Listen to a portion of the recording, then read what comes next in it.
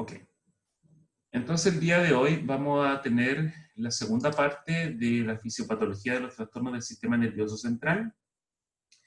Yo también les voy a hacer llegar a través, gentilmente, de Javier y Daniela, dos papers que son en español, ¿ya? Que tienen que ver con trastornos neuropsiquiátricos y nutrición. Estos los tienen que leer para el control número 1, ¿ya? Y para la prueba integral sumativa número 1. Así que hay tiempo, pero yo se los voy a mandar hoy día después de la clase junto con el link del video para que los vayan leyendo.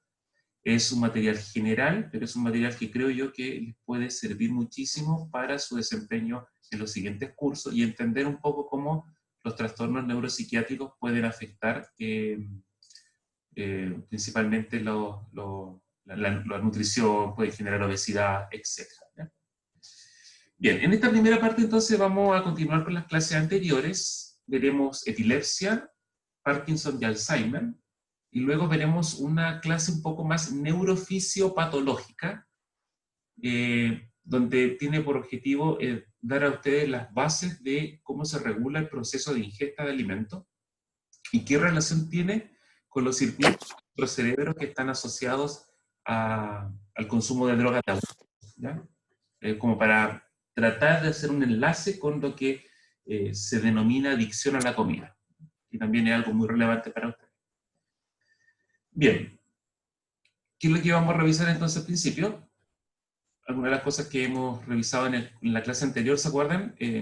Esta situación normal que involucra un equilibrio en nuestro cerebro, un equilibrio que es muy general, que está asociado a los distintos tipos de neurotransmisores. Algunos de ellos, como ustedes saben, inhiben, otros estimulan. Entonces, ese equilibrio y esa situación normal es como una balanza. En algún momento se puede desbalancear, y eso es normal. Por ejemplo, si alguno de ustedes tiene un proceso de ansiedad, que es normal, ¿recuerdan eso? Por ejemplo, si yo le digo, ya chicos, tenemos el primer control hoy día, va a generar una conducta ansiosa en ustedes, se va a ver un desbalance agudo, pero eso va a ser agudo. Ahora, si esto durante el tiempo se hace crónico y está desbalanceado, lleva a situaciones patológicas. ¿Ok? Entonces hoy día vamos a ver una situación patológica que estaría asociada a un desbalance por incremento de función, es decir, funciona mucho el sistema, que es la epilepsia. Y por otro lado, veremos otras enfermedades que se denominan neurodegenerativas, y ese concepto está asociado a que mueren neuronas, que son el Parkinson y el Alzheimer. Y yo no encuentro que esto es relevante porque muchos pacientes con Parkinson y Alzheimer son pacientes de la tercera edad, son pacientes que progresivamente también ven menoscabado su físico, empiezan a cambiar de peso, a bajar de peso, se alimentan mal, e incluso, como veremos más adelante en el Parkinson, les cuesta incluso tomar un utensilio de comida para poder, por ejemplo, un cubierto, un cuchillo, un tenedor, una cuchara, para poder llevar la comida a su boca, ¿no? Que pareciera ser algo muy, muy simple, pero es muy crítico para los pacientes. Y de hecho hay dispositivos especiales para tratar de ayudarlos a alimentarse, etc. Entonces vamos a ver primero epilepsia. ¿Qué entendemos por epilepsia? Primero, las células de nuestro cerebro, que son las neuronas, y también están las células gliales, todas ellas son células excitables. Y el hecho de que sean excitables son células que están sometidas a potenciales eléctricos. Y ustedes recordarán que estas células se pueden excitar, ¿no es cierto? Se pueden depolarizar y también se pueden inhibir, se pueden hiperpolarizar. Esto va a producir de manera significativa que haya zonas de los cerebros de nuestro cerebro que se estén activando y otras que se estén inhibiendo en distintas situaciones, como lo hemos conversado recientemente.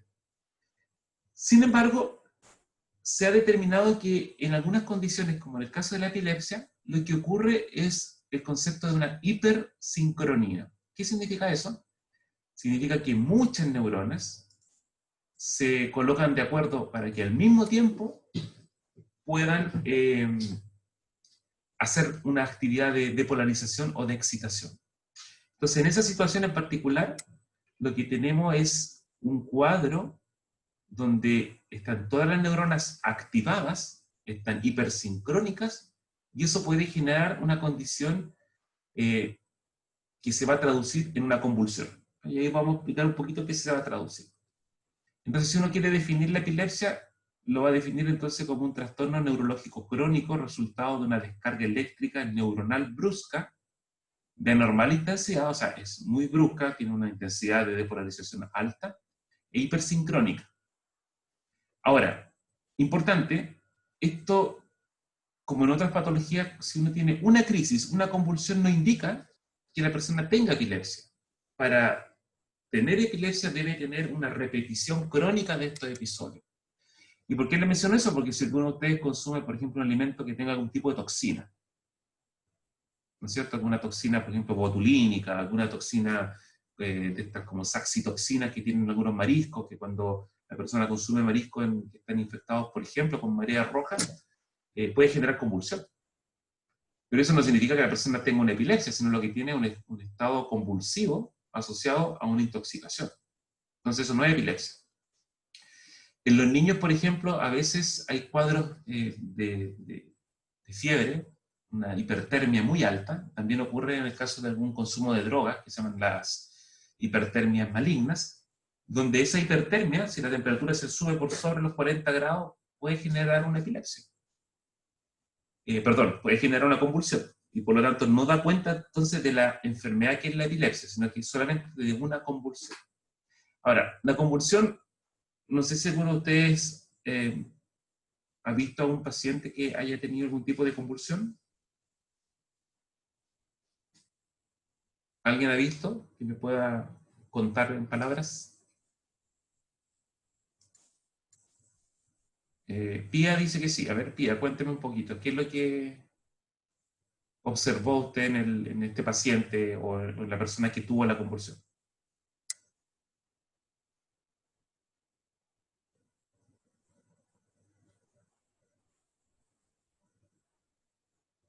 Ya, dice que su primo tiene una crisis de ausencia. Ok, ese es un tipo de epilepsia. Exacto. Y ahí qué bueno que haya puesto ese apellido de crisis de ausencia, porque hay algunos tipos de epilepsia que afectan actividades neuronales que puedan gatillar, por ejemplo, la pérdida de conciencia.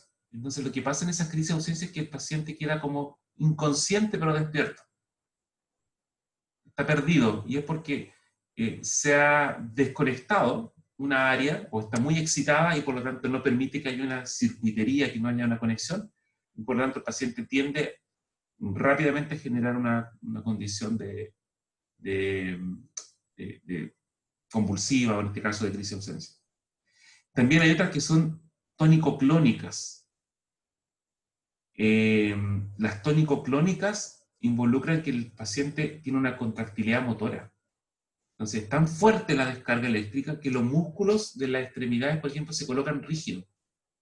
Y aparte de perder la conciencia, que hace que el paciente se desmaye, además se observa que queda muy rígido con la actividad contráctil. Entonces empieza como a tener una especie de tiritón en el suelo, y es porque los músculos están rápidamente contrayéndose por la gran actividad eléctrica, que va desde la corteza hacia la musculatura.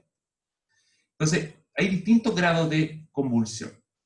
Natalie menciona también que vio una persona con crisis de pánico. La crisis de pánico, recuerden ustedes, es uno de los trastornos de ansiedad, pero se puede asociar también comórbidamente, digamos, a que el paciente pueda tener también epilepsia y crisis de pánico, y la crisis de pánico gatillar el cuadro epiléptico. Los animales también tienen crisis epiléptica, y se tratan como se tratan los seres humanos. Yo, en parte de esta clase, vamos a revisar un poco la parte farmacológica, solamente para poder contarle un poco de cuáles son las células o son los mecanismos fisiopatológicos que están alterados, ¿ya? Sí, por eso lo vamos a incluir en ese tipo. Bien, ¿qué sabemos de la epilepsia como tal? Ya tenemos definida la patología.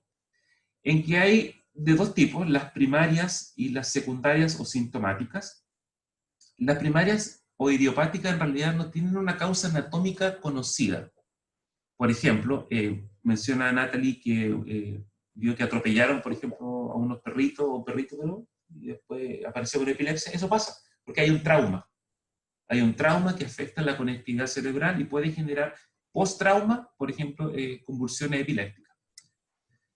Hay algunas que no tienen una causa anatómica, es decir, se hacen los estudios de imagen y no se encuentra que haya, por ejemplo, un tumor, que haya una zona del cerebro que no reciba sangre, que haya una zona del cerebro que tenga un volumen distinto. Sin embargo, igual se gatilla la crisis. Entonces, esas se clasifican como primarias o idiopáticas. Pero están también las secundarias o sintomáticas, y como ustedes pueden ver en el cuadro de texto, pueden estar divididas, asociadas a muchas cosas. Entre ellas, por ejemplo, tumores, traumas, infecciones, abstinencia a drogas de abuso, etc. Aquí aparece también un concepto que es un poquito interesante desde el punto de vista para que ustedes lo tomen en cuenta. Una caída en los niveles de la glicemia genera una hipoglucemia o una hipoglicemia, es lo mismo. Normalmente estos valores van siendo con distintos grados de gravedad dependiendo de qué tan baja es la glicemia. ¿Cuál es el nivel de glicemia normal en un ser humano?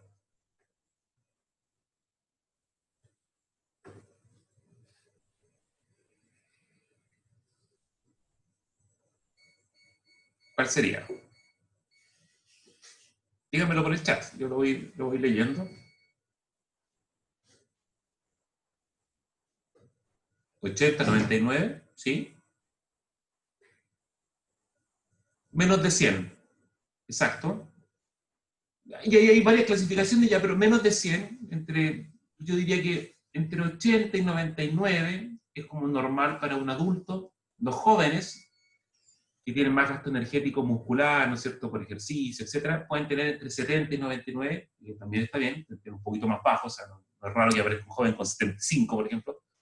Oye, para un adulto puede ser un poquito bajo, pero normalmente para un joven no es así que un rango bastante adecuado, 70 a 99 está bien. Ahora, por debajo de 60 ya comienzan a haber cambios importantes en la actividad neuronal cuando la glicemia baja. Y de hecho la persona está más lenta, ya por debajo de 50 uno puede observar que la persona tiene problemas en modular las palabras. Y eso se debe también en base a que muchas de las áreas del cerebro que están integradas para generar el habla son una de las áreas que más consumen. El cerebro consume una gran cantidad de glucosa. Ustedes saben que de la concentración de glucosa que tienen en la sangre, prácticamente el 25% lo consume el cerebro. Por lo tanto, en esa situación en particular, una caída de los niveles de glicemia va a afectar la actividad eléctrica de las neuronas en el cerebro.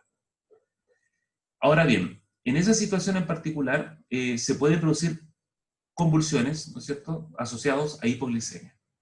Y lamentablemente pueden haber personas que tengan hipoglicemia recurrente, o sea, no tienen una adecuada nutrición y apego farmacológico y pueden hacer crisis constantes que le van a gatillar a largo plazo posiblemente un cuadro epiléptico. Entonces, tenemos dos clasificaciones, las primarias que no hay causa anatómica conocida y las secundarias que sí tienen causa anatómica conocida. Dentro de estas causas, también hay que reconocer que hay modelos etiológicos en las células que pueden dar cuenta del proceso epiléptico. Entonces, por ejemplo, nos encontramos que algunos neurotransmisores, como ya lo han revisado ustedes y lo conocen muy bien, el GABA y el glutamato son los principales neurotransmisores de tipo aminocídicos, el GABA inhibidor y el glutamato excitador, y por lo tanto, desbalance entre estos dos tipos de neurotransmisores van a generar, o pueden generar, o ser parte de la etiología de la epilepsia. Si uno lo quiere ver así como bien general, muy general, ¿ya? Así como simplificando todo esto, uno puede decir que una disminución de la actividad GABAérgica, una disminución de la actividad inhibitoria, puede ser proconvulsiva, y también un aumento de la actividad glutamatérgica también puede ser proconvulsiva. Entonces, como veremos más adelante, la farmacología está tratando de revertir este proceso patológico asociado a la deficiencia de GABA o el exceso de glutamato. Hay distintos tipos también de clasificación de epilepsia ahora en base a la severidad que tienen. no solamente la causa. Algunas de ellas son parciales y otras son generalizadas. Las parciales principalmente están asociadas a, en la más clásica, que no hay pérdida de conciencia. Y son un grupo neuronal particular que puede generar cambios motores o eléctricos anormales. Y aquí aparece el nombre de parciales simples, o también conocidas como jacksonianas. No sé si a usted en algún momento le ha pasado que hay muchos memes al respecto, pero por ejemplo, que de repente uno está un poco nervioso y empieza a sentir que el párpado se empieza a mover. Esa es un tipo de epilepsia jacksoniana. Eso significa que, digamos, una descarga simple jacksoniana. ¿Por qué ocurre eso? Porque parte de la actividad de las neuronas que tienen control motor sobre la musculatura del párpado se hiperactivan y de manera incontrolable comienzan a generar actividad depolarizante. Ahora, pueden hacer unas que son más complejas, y las más complejas, que son parciales también, involucran, por ejemplo, que puede haber pérdida de conciencia, puede estimular y generar alucinaciones. Alucinaciones significa que el paciente, por ejemplo, se estimulan con estas neuronas que están muy activas, se estimulan, por ejemplo, las cortezas sensoriales.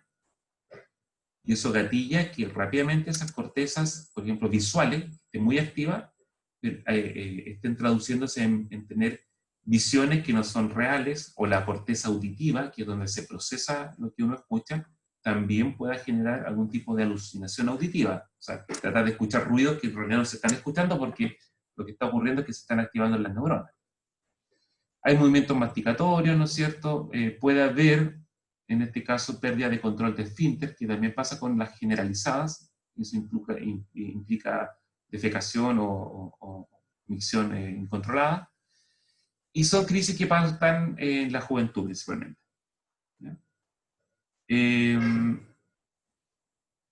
Sí, dependiendo del tipo de estrés, podría producirse algún tipo de este tipo de epilepsias parciales. Depende principalmente de la intensidad del estrés. Normalmente nuestro cuerpo, y especialmente las personas jóvenes, aguanta bastante el estrés.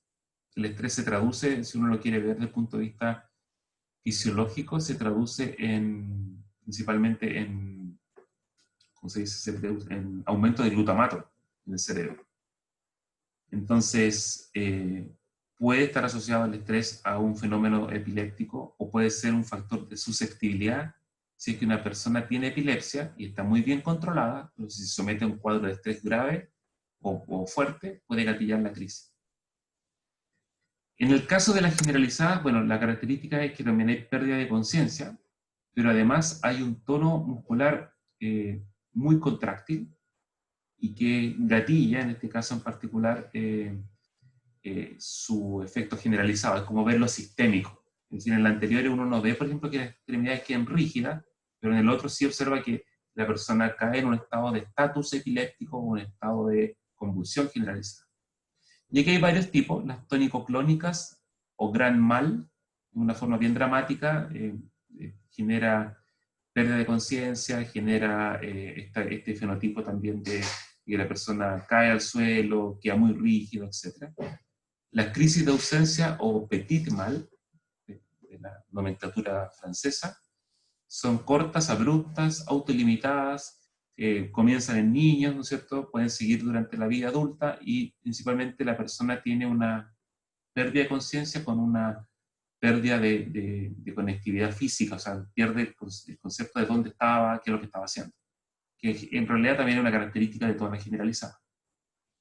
Las mioclónicas son contracciones musculares, pueden estar dadas por algunos trastornos como por ejemplo intoxicación por urea, falta de oxígeno, algún tipo de infección en el cerebro, por ejemplo encefalitis, por toxinas, por ejemplo, o envenenamiento. Como les mencionaba, hay muchas toxinas que pueden ser proconvulsivas.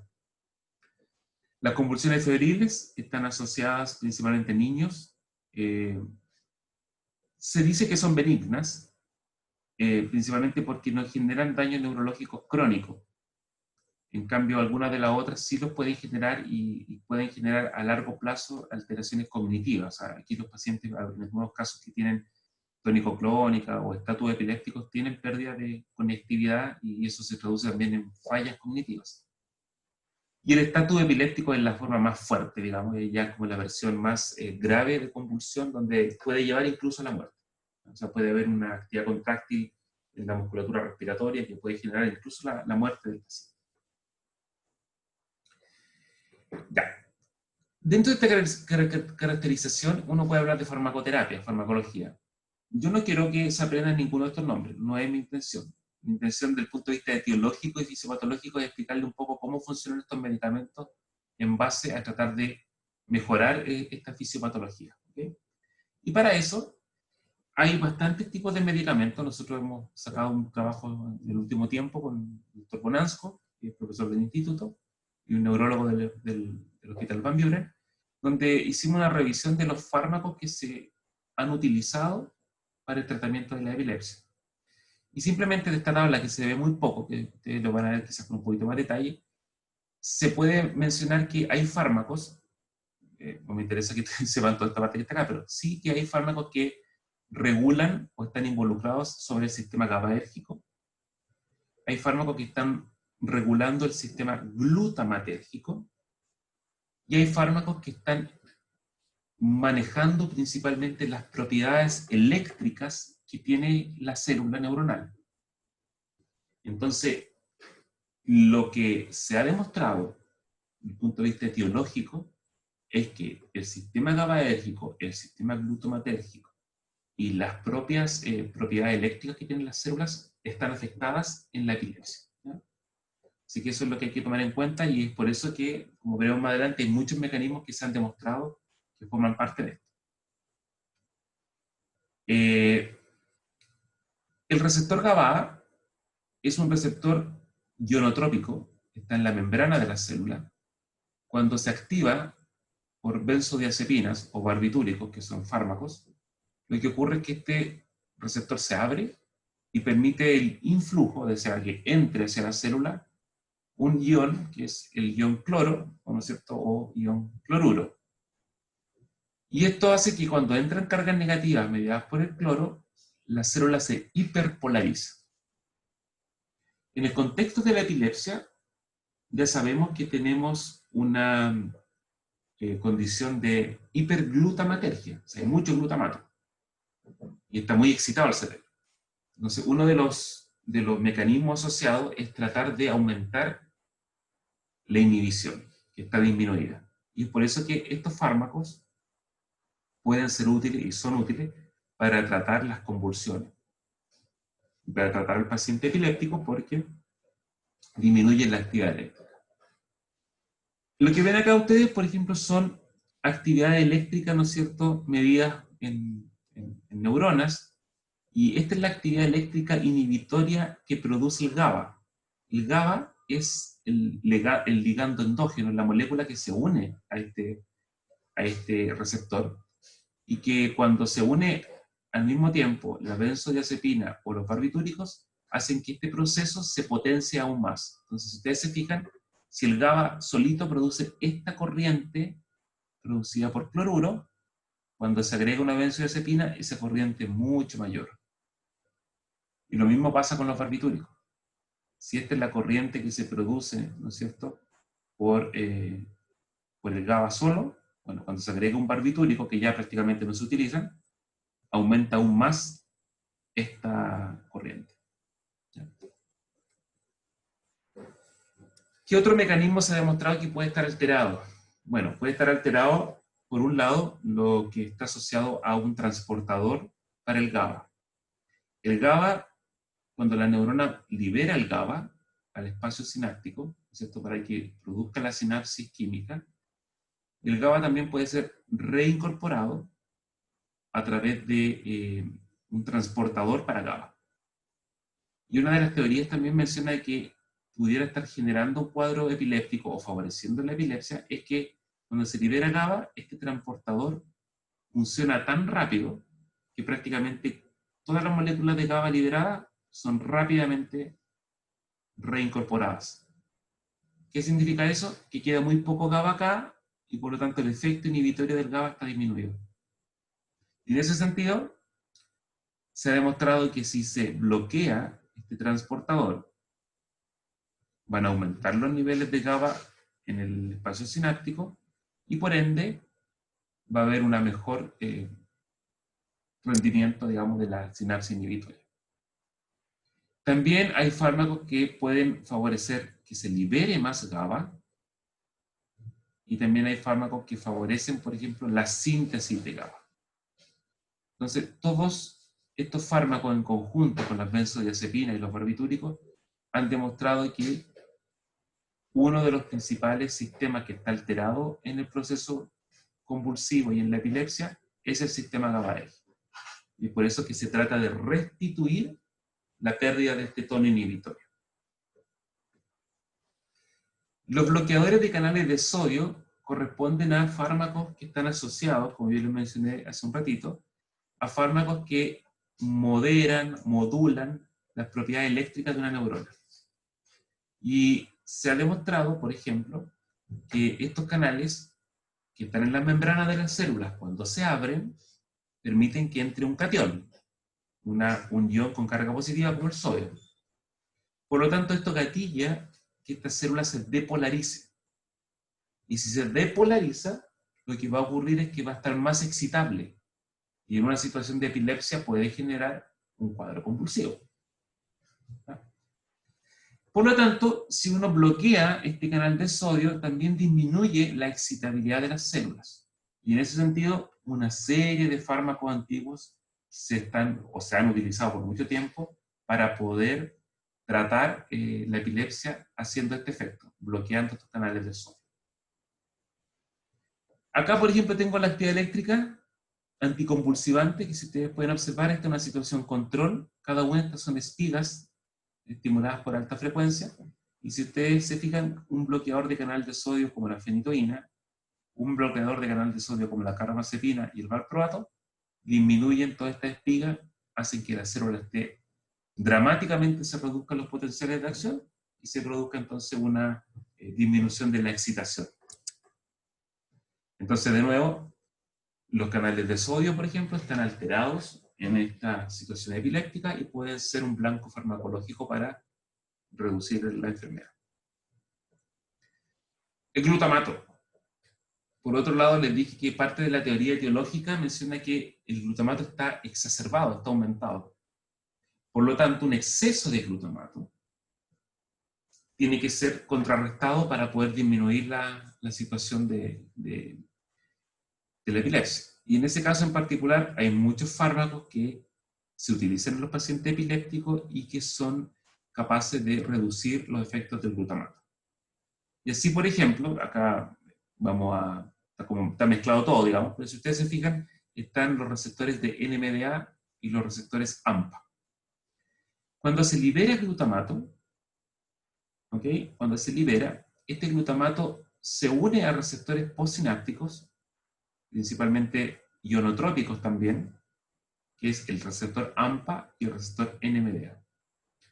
Y esto significa que en la liberación de glutamato puede haber una excitación muy alta de estos receptores, que dejen entrar mucho sodio, también calcio, y por lo tanto la célula esté muy excitada y pueda gatillar el cuadro convulsivo, ¿no es cierto? O la generación de la convulsión, de la actividad eléctrica y empeorar la epilepsia. Entonces, en este caso, se bloquean con fármacos específicos que van a llevar a reducir esta excitación. Y también hay fármacos que están asociados a disminuir la liberación de glutamato, como por ejemplo los que están acá, bloqueando este transporte vesicular, y esto hace que se libere menos glutamato y en otras palabras también haya menos actividad glutamatérgica. Entonces, en general, ¿qué tenemos en epilepsia? Tenemos que una enfermedad muy devastadora desde el punto de vista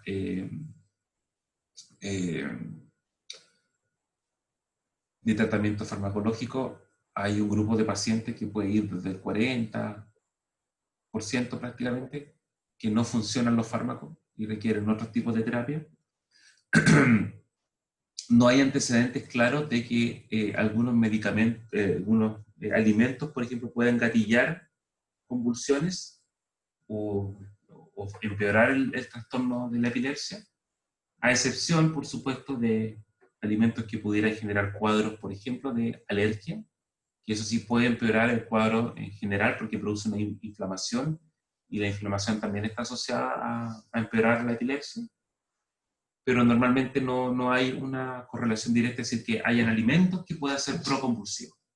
Lo que sí, alimentos en mal estado, que tengan asociado toxinas, y algunas de estas toxinas actúan en el sistema nervioso central, sí pueden afectar y generar crisis convulsivas, por ejemplo, toxinas marinas que se encuentran en los mariscos en mal estado, y también algunos venenos de algunos insectos pueden generar convulsiones. Preguntas de esta parte. Valentina pregunta si se puede salivar. Sí, se puede salivar porque eso está asociado principalmente a una hiperactivación del sistema principalmente colinérgico. Acuérdense que las neuronas están hiperactivas, entonces son grupos de neuronas que están activas en distintas zonas del cerebro, y entre esas muchas están asociadas al control parasimpático de las glándulas salivales y hay mayor salivación. ¿Alguna pregunta?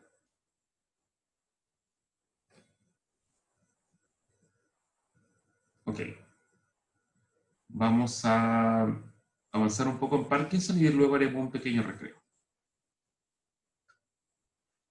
La enfermedad del Parkinson es una enfermedad neurodegenerativa, es una enfermedad donde Profe, ¿sí? profe, disculpe, es que justo hicieron una pregunta en el chat y creo que no las alcanzó a ver.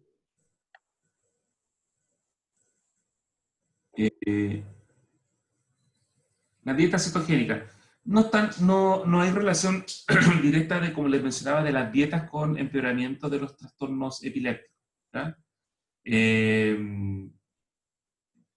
Yo le he buscado información en PubMed y no hay una relación directa con la dieta cetogénica.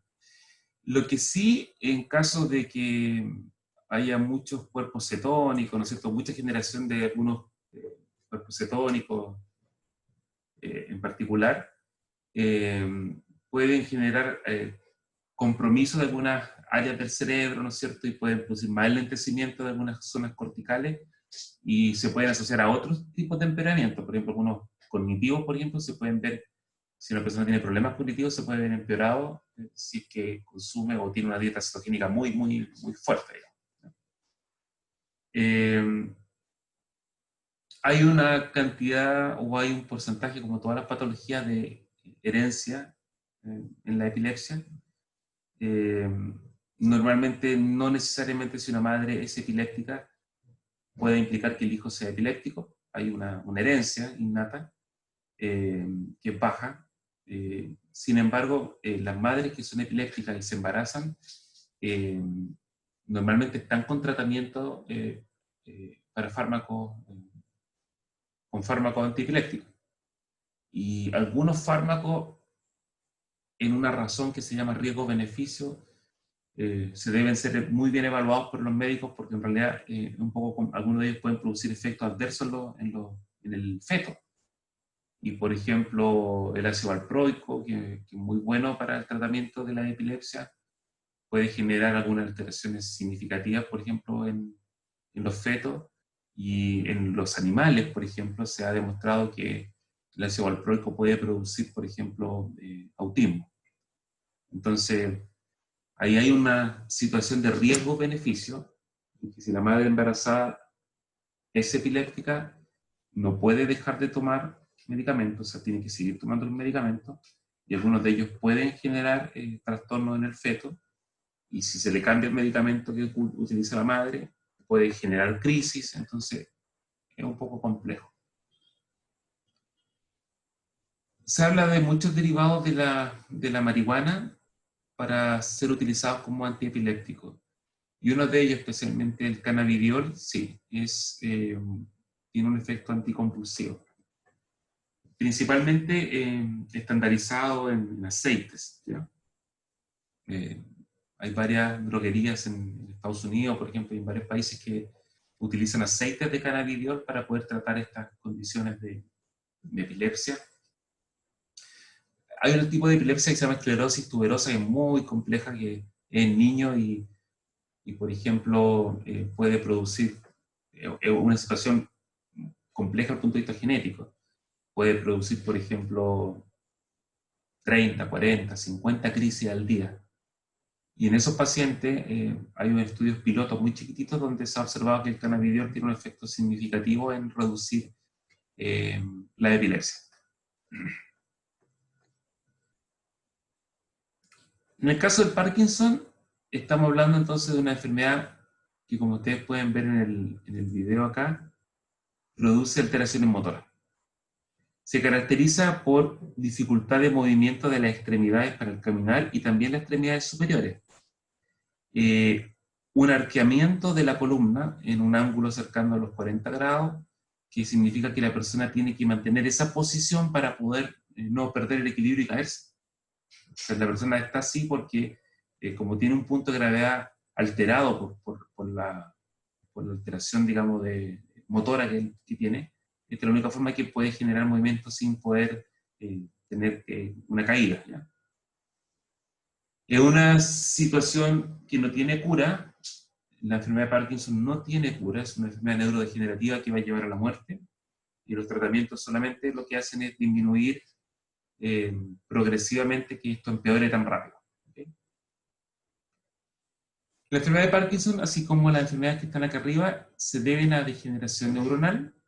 En el caso de dos patologías que son el Parkinson y el Huntington, normalmente se ven alteradas neuronas que están en una zona del cerebro que se llama los ganglios basales, que es una de las zonas que regula el movimiento. Y ahí es donde vamos a hacer una explicación un poquito más fisiopatológica.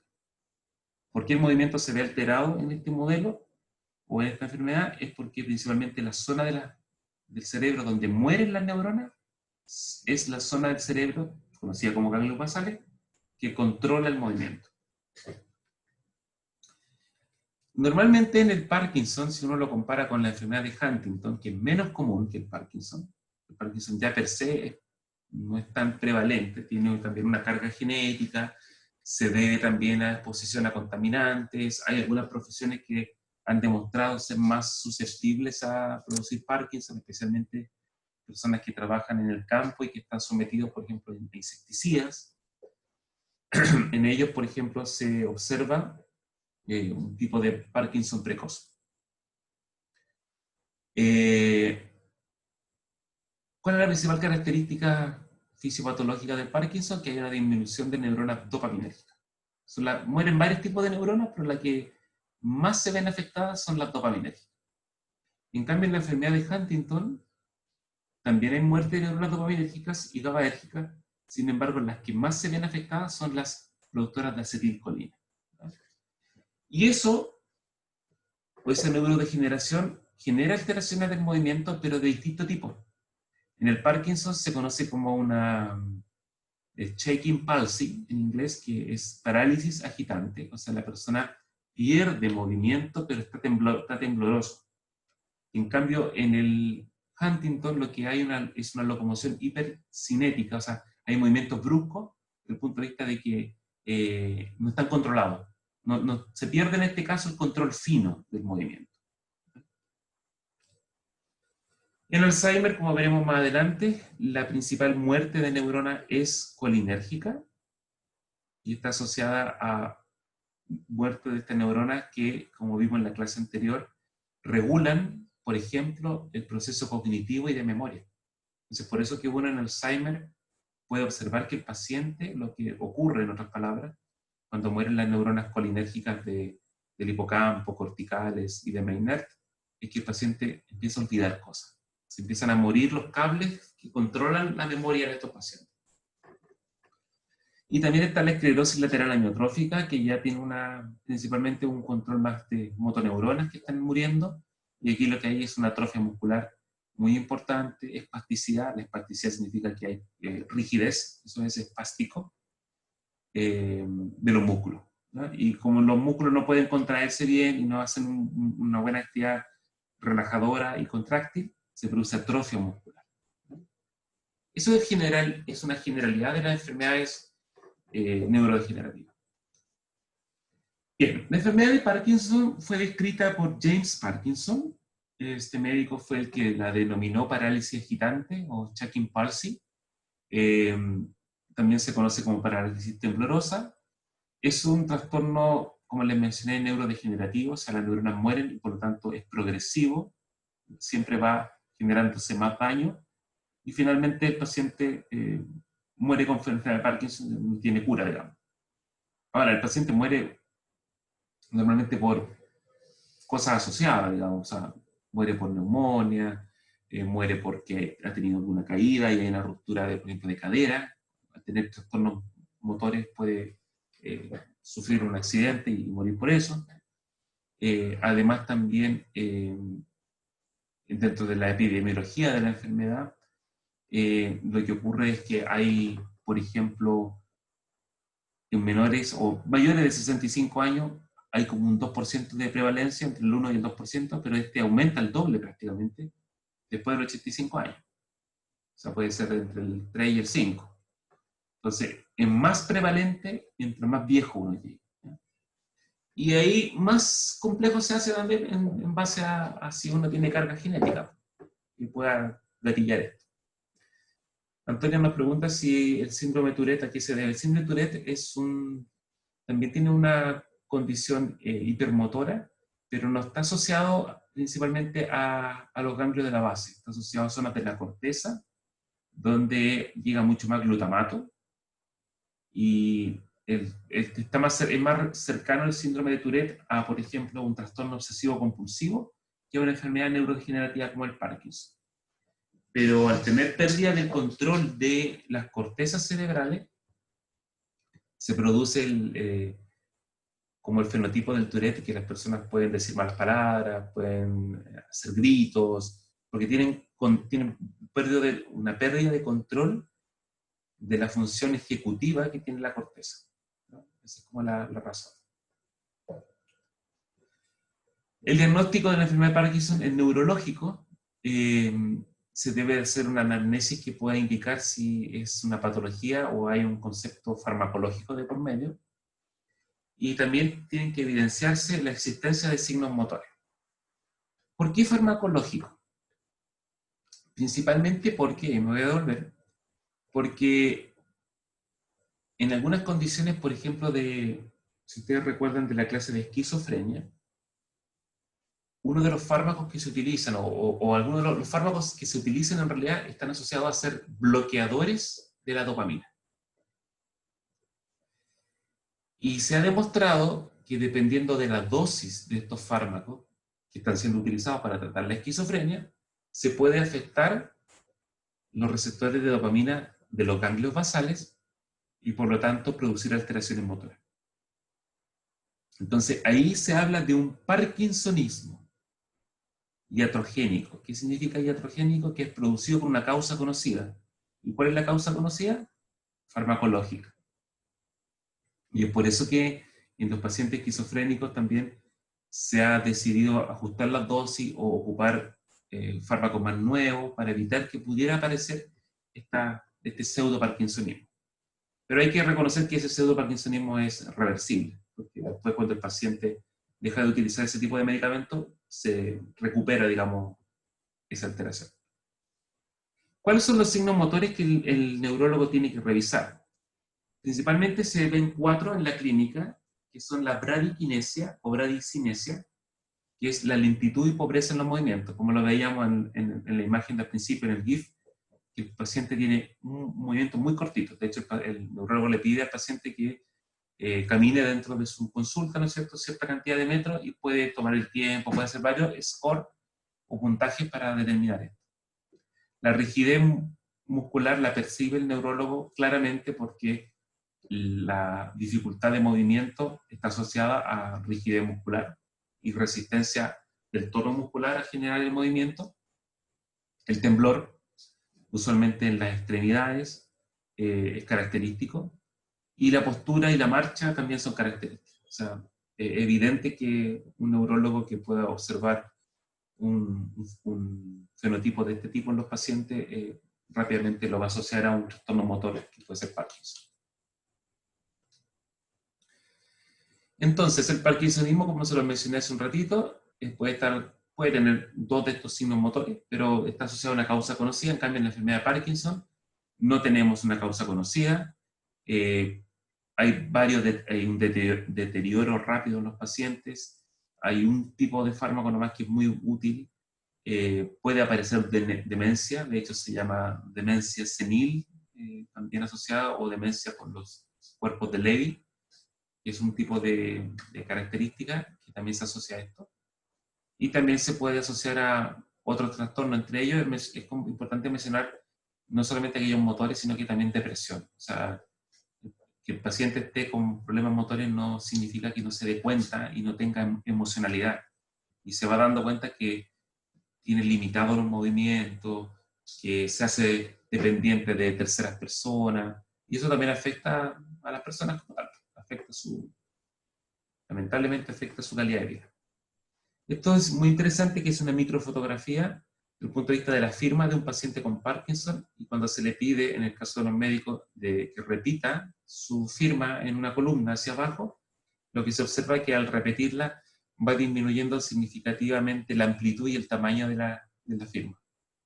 Y eso es característico porque va costando mover, ya le cuesta tener movimiento a los pacientes, entonces es como una prueba empírica de demostrar que los pacientes, cuando hacen este tipo de ejercicios repetidamente, van disminuyendo la escritura y el tamaño de la letra. Desde el punto de vista fisiopatológico, entonces se ve afectada esta zona del cerebro. Este es un esquema del cerebro, piensen lo que está cortado de manera horizontal, que se llama, es decir, se corta, si ustedes ven mi cara, se va cortando así, son cortes de este tipo. Entonces acá está la parte de la base del cerebro, donde sí es importante que reconozcamos estas dos zonas, que se llama caudado putamen, también conocida como cuerpo estriado, y esta otra zona que es la sustancia nigra. ¿Qué ocurre? Estas neuronas, como lo vimos en la clase anterior, producen dopamina en la sustancia nigra, principalmente la liberan en estas dos zonas, que es el núcleo caudado putamen, o el cuerpo estriado. Ahí liberan la dopamina. Y son estas las neuronas que mueren y afectan toda la circuitería. Y ahí les voy a explicar un poquito adelante cómo se va a afectar. Este es un esquema que muestra lo mismo para que ustedes puedan identificar más fácil la parte anatómica. ¿Okay? Esta es la nigra, ¿no es cierto? Acá atrás está el cerebelo, como se observa en el esquema. Y acá está, en este caso en particular, el caudado putamen o cuerpo estriado, ¿ya? Que está formado por estas dos cosas. Estriado es caudado y putamen. Esto, por ejemplo, es una zona del cerebro humano que fue tomada post-mortem y se le hizo, esta zona en particular, y se le hizo un corte, se le hizo una tinción. Y las neuronas dopaminérgicas se pueden ver más oscuritas porque tienen una pigmentación de melanina.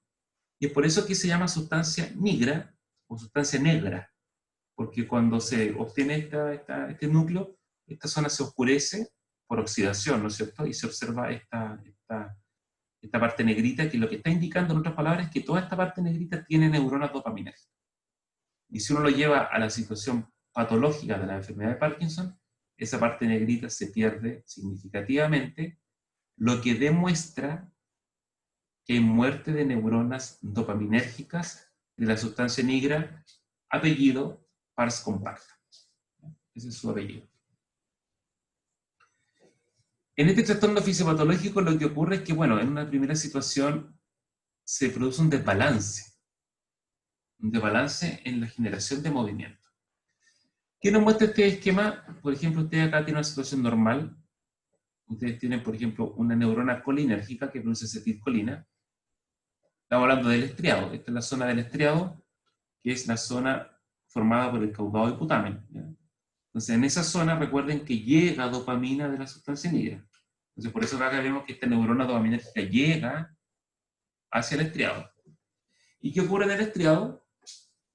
Ocurre que esta neurona GABA recibe esta información dopaminérgica. Y esta neurona GABA normalmente se inhibe por dopamina y se estimula por acetilcolina. Y eso permite que esté este balance inhibitorio excitatorio. Pero resulta que cuando estas neuronas mueren o disminuyen, que lo que va a ocurrir es que ahora esta neurona que es inhibidora, recuerden que el GABA es un neurotransmisor inhibidor, está más excitada, porque ahora tengo mucho menos dopamina, pero tengo la misma cantidad de acetilcolina que está estimulando, y por lo tanto el peso de la acetilcolina se hace mayor. Entonces ahora la inhibición es mayor. ¿Y en qué se traduce eso? En una inhibición del movimiento. Ahora, el sistema es un poquito más complejo. Entonces, si uno observa este esquema, esta es la situación normal.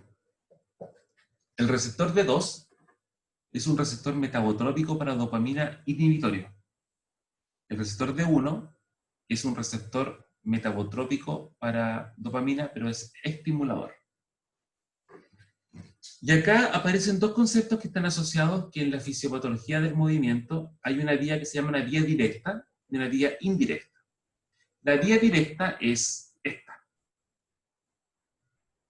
Es decir, la sustancia negra envía dopamina al estriado y del estriado se envía GABA al globo pálido interno, sustancia negra reticulata también, y de ahí sale GABA hacia el tálamo y luego el tálamo envía glutamato a la corteza, estimula la corteza cerebral y salen las motoneuronas que producen el movimiento. Si ustedes se fijan,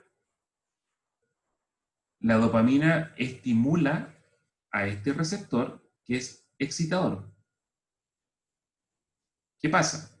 Esta neurona que tiene ese receptor excitador libera GABA y va a inhibir a esta otra neurona GABA. O sea, esta neurona GABA que está acá, que es del globo pálido interno, inhibe al tálamo.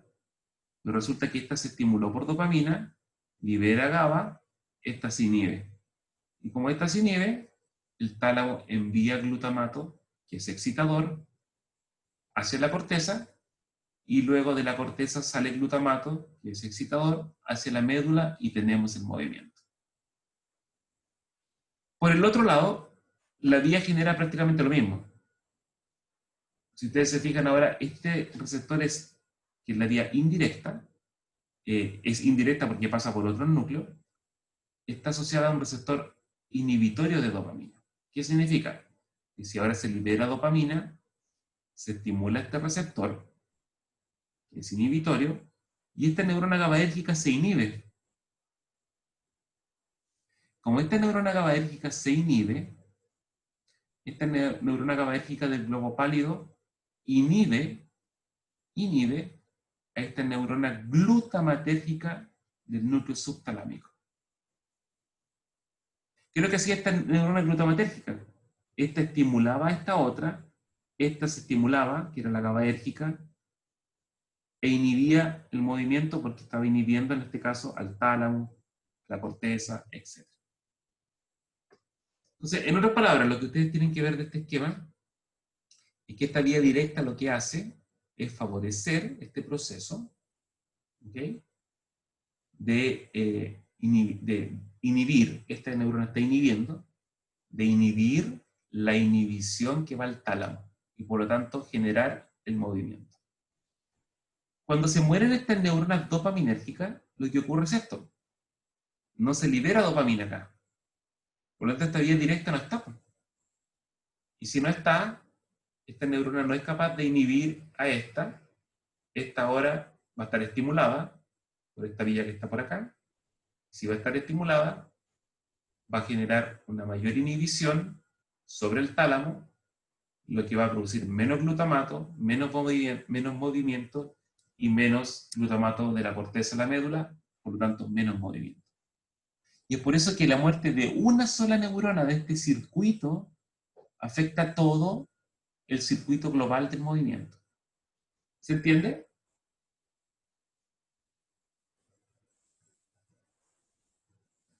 ¿Se entendió?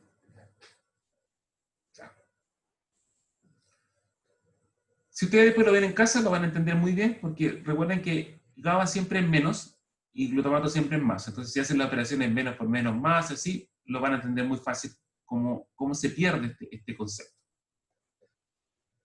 Desde el punto de vista también entonces etiológico tenemos, como ya se lo mencioné, este pseudo-parkinsonismo iatrogénico producido por fármacos, por ejemplo, antipsicóticos, que son bloqueadores de dopamina, y que en otras palabras lo que van a hacer es bloquear estos receptores y por lo tanto generar lo mismo.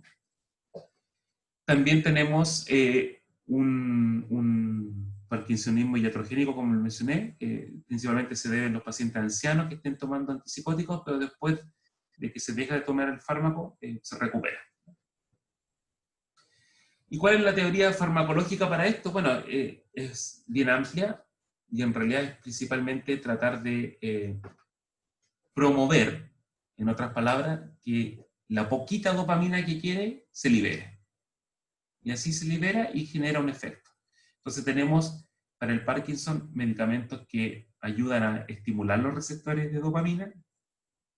Tenemos medicamentos que ayudan a la síntesis de nuevas moléculas de dopamina en las poquitas neuronas que quedan que produzcan más dopamina. Y también tenemos fármacos que son capaces de bloquear o inhibir a las enzimas que degradan la dopamina. La más eficaz, para que ustedes lo sepan, sigue siendo, y cuando hablo de eficaz en los pacientes que tienen mejor resultado, es el tratamiento con una droga que se llama levodopa, que es un precursor de la síntesis de dopamina. Esto ha demostrado ser lo más eficaz. Y a pesar de todos los avances que tenemos en la ciencia, durante los últimos 40, 50 años, sigue siendo el tratamiento más eficaz. Bien, vamos a hacer un recreo. Son las 11:20. Vamos a hacer un recreo para que ustedes descansen un ratito. Voy a parar la grabación en este momento. Pausar. Bien, vamos a continuar entonces ahora con la enfermedad de Alzheimer. Esta enfermedad es una enfermedad también neurodegenerativa. Es una enfermedad que está asociada a un deterioro cognitivo, de aprendizaje y por supuesto también de memoria muy, muy, muy relevante. Esta enfermedad es mucho más prevalente que la enfermedad de Parkinson. De hecho, por ejemplo, en Chile se ha demostrado que entre el 10 al 12%, supongamos el 10%, de la población que sea mayor a 65 años sufre de enfermedad de Alzheimer. Eso en el año 2010 equivalía a 180.000 casos. Entonces uno puede sacar la proporción a la población actual y esto va a subir, supongamos, a 220.000, 230.000 casos. Pero lo que es más relevante es que mientras más uno envejece, aumenta significativamente la prevalencia de esta enfermedad. Entonces, por ejemplo, por sobre los 85 años, ya no es el 10%, sino que va entre el 25% y hasta el 50%. O sea, después de 85 años podría ser 1 de cada 4 o 2 de cada 4 tienen enfermedad de Alzheimer.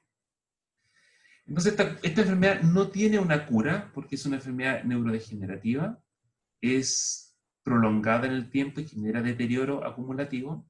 Y lo que es más grave acá es que, al igual que en la enfermedad de Parkinson, el paciente es dependiente de un cuidador, pero lo que es más grave es que el paciente no recuerda a nadie de su entorno familiar. Y eso es bien devastador para los cuidadores o para el entorno familiar. O sea, que una persona se dé cuenta que su papá no lo reconoce o su madre no lo reconoce, empeora bastante la calidad de vida del cuidador, que para este tipo de enfermos es súper necesario. Bien. ¿Qué características clínicas tiene? Hay varios signos característicos, pero algunos de ellos están asociados, o los más importantes, están asociados a la pérdida de la memoria. Inicialmente pérdida de memoria de corto plazo, de la última semana, de los últimos eventos, y en los estados avanzados, más avanzados de la enfermedad, ya se ve alterada la memoria a largo plazo. Hay algunos tipos de memoria, por ejemplo, como la que conversábamos hace un ratito, asociada a la música, que perduran o que son reactivadas. Hay confusión y desorientación porque la persona, al no saber, por ejemplo, dónde está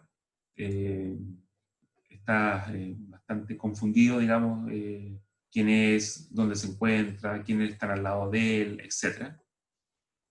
Hay desórdenes del lenguaje también, alucinaciones en los casos más severos, y también enfermedades neuropsiquiátricas que son comórbidas, como la depresión y cambios en la personalidad, que pueden estar asociados a un poco a, entre comillas, agresión o irritabilidad. Desde el punto de vista fisiopatológico, esta enfermedad se caracteriza por poseer unos marcadores neuropatológicos muy particulares. Primero, la enfermedad de Alzheimer sigue siendo corroborada post-mortem. Principalmente es post-mortem, ya que previamente, cuando el paciente se encuentra vivo, lo que se tiene es una caracterización principalmente clínica de los eventos. Y solamente si se hace una autopsia y se observa en el cerebro por algunas técnicas como la inmunistoquímica, la aplicación o la determinación de algunas placas, que son las placas de péptido A beta, se puede observar que la enfermedad, o se puede confirmar, en otras palabras, el diagnóstico de la enfermedad. Ahora, los péptidos A beta son péptidos que se producen normalmente en nuestro cerebro. Sin embargo, son cortados por una enzima en particular, unas secretasas que están en el cerebro, y son cortados en fragmentos de distinto tamaño. En particular hay un fragmento que es el fragmento de 40 aminoácidos, que es un fragmento que no es soluble. Entonces se hace insoluble y se agrega. Y lo que uno puede observar es que esta placa de péptido A beta hace que por sobre las neuronas se genere una malla, podríamos decirlo, de péptido insoluble. Lo que uno ve es una cosa así. O sea, ve la morfología neuronal y ve fuera de las neuronas estas como agregados peptídicos, que son, en otras palabras, estos marañas neurofibrilares, son por ejemplo, entonces estos son agregados de A beta. Las marañas neurofibrilares son intracelulares y esas corresponden a lo que se conoce como ovillos neurofibrilares y están producidos por una proteína que está fosforilada, que es la proteína tau. Entonces, la tau fosforilada es la proteína que forma parte del citoesqueleto de las neuronas, y cuando está fosforilada, forma estos ovillos neurofibrilares que son intracelulares, y por otro lado, el péptido está asociado a nivel extracelular. Estos dos acúmulos, que son progresivos en el tiempo, que se van acumulando, hacen que las neuronas colinérgicas mueran. Y por varios mecanismos. Por ejemplo, el péptido A beta favorece, además de estar ahí como generando un bloqueo de la neurona, sino que además favorece que haya una excitotoxicidad. La excitotoxicidad se traduce en que entra mucho más glutamato a estas neuronas. Eso favorece que los canales de glutamato, que son sus receptores ionotrópicos, ingresen más calcio. El aumento de calcio dentro de la neurona aumenta las especies reactivas de oxígeno, y eso va a gatillar significativamente, con el tiempo, la muerte de estas neuronas. Y cuando mueren estas neuronas colinérgicas, lo que ocurre es el proceso de la pérdida de memoria. Entonces, ¿qué neuronas colinérgicas mueren principalmente? Aquellas que llevan información, por ejemplo, hacia el hipocampo. Y estas son neuronas, por ejemplo, del septum medial, de la banda diagonal de Broca. De esta zona, estas neuronas colinérgicas liberan acetilcolina en el hipocampo. Estas neuronas mueren. Y también mueren neuronas, por ejemplo, del núcleo basal de Meynert, que es un núcleo que también es colinérgico, y también al morir estas neuronas, estas pierden o dejan de enviar acetilcolina hacia las cortezas y hacia también zonas cercanas al hipocampo. Entonces son las principales neuronas que se ven afectadas. Sabiendo desde el punto de vista fisiopatológico que el acúmulo de A-beta extracelular, el aumento de la proteína tau hiperfosforilada dentro de las neuronas, que generan estos ovillos neurofibrilares, van a producir entonces la muerte de estas neuronas colinérgicas. Lo que debemos esclarecer es que va a hacer falta acetilcolina. Entonces, el tratamiento va diseñado o está siendo principalmente asociado a tratar de aumentar la acetilcolina en el cerebro. Y por otro lado, a disminuir los efectos del exceso de glutamato bloqueando los receptores NMDA. Eso es muy relevante porque si estas neuronas colinérgicas mueren, tenemos que asegurar que las neuronas que queden tengan suficiente acetilcolina. Pero además, el exceso de glutamato, que genera el aumento de calcio, el estrés oxidativo y la muerte de las neuronas, está producido, está mediado por receptores para el glutamato. Entonces hay que bloquearlos. Lo más clásico que se utiliza en este caso en particular para aumentar la disponibilidad o la cantidad de acetilcolina es fármacos que bloqueen o que inhiban la enzima que degrada la acetilcolina. Y la enzima que degrada la acetilcolina se llama acetilcolinoesterasa, que transforma la acetilcolina liberada en colina y en acetato. En ese caso en particular, si se bloquea esta enzima, lo que uno hace farmacológicamente es aumentar la concentración de acetilcolina porque no se está degradando. Y estos son los tres fármacos que se utilizan para la enfermedad de Alzheimer con este fin, aumentar la disponibilidad de acetilcolina. Y por otro lado, como ya sabemos que el exceso de glutamato genera la excitotoxicidad, se utilizan bloqueadores de este canal de NMDA. Recuerden que este canal permite entonces la entrada, ¿no es cierto?, de sodio y calcio, y el exceso de sodio y calcio produce la muerte. Entonces el bloqueo de este canal, especialmente por un fármaco que se utiliza en la clínica, que es la memantina, es una de las alternativas terapéuticas para el Alzheimer más avanzado. Entonces, en resumen, lo que tenemos que en la enfermedad de Alzheimer tenemos dos condiciones que están asociadas, primero, desde el punto de vista fisiopatológico, a la muerte de neuronas colinérgicas. Esta muerte de neuronas colinérgicas está dada porque aumentan dos marcadores neuropatológicos que son el péptido beta amiloide o A-beta, y por otro lado también el aumento de la proteína tau fosforilada en las neuronas colinérgicas.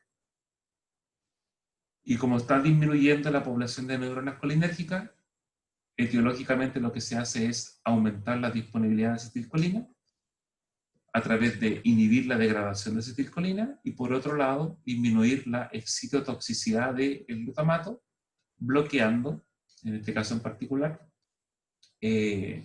los efectos del glutamato. Ahora vamos a revisar entonces la segunda parte de esta clase, que corresponde al control de la alimentación y efectos de drogas de abuso. ¿Okay?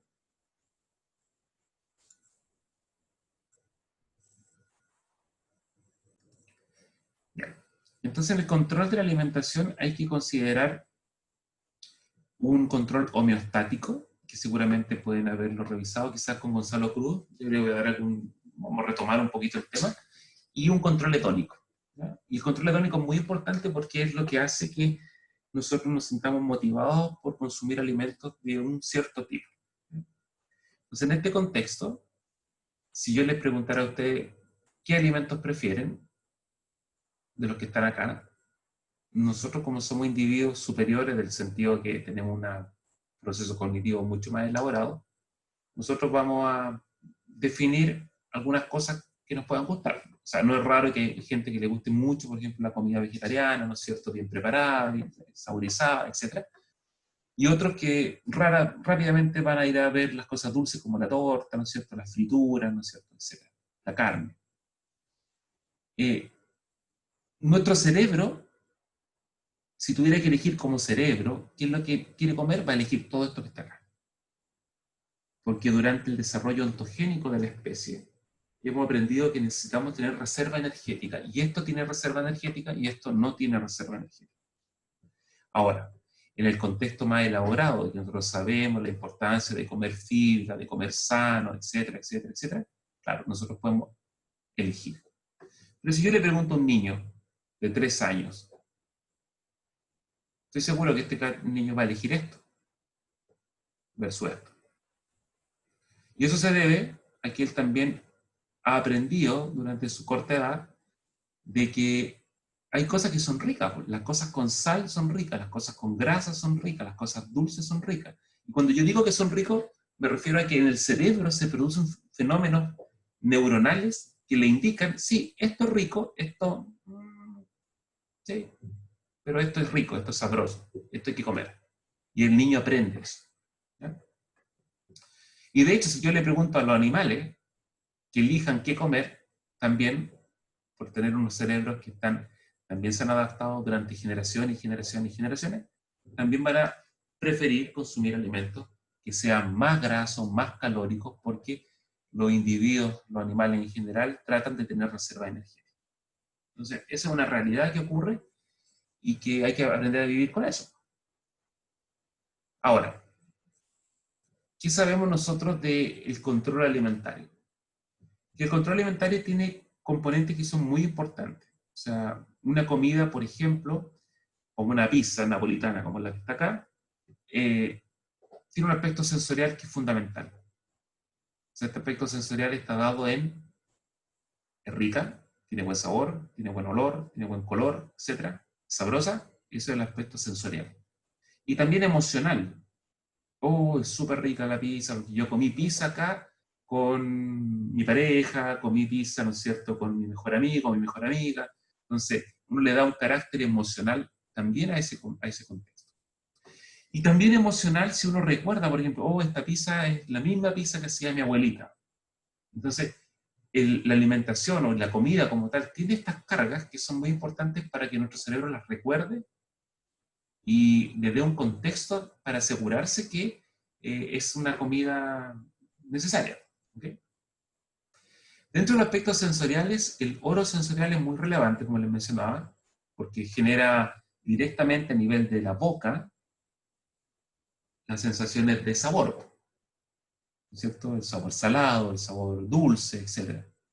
Esa es la parte organoléptica de la comida. Pero también genera placer, y ahí se cruza con un circuito cerebral dopaminérgico, que vimos en la semana anterior, de neuronas que forman parte del área tegmental ventral y que liberan dopamina en la corteza y en el núcleo accumbens. Eso se los conté en la clase anterior.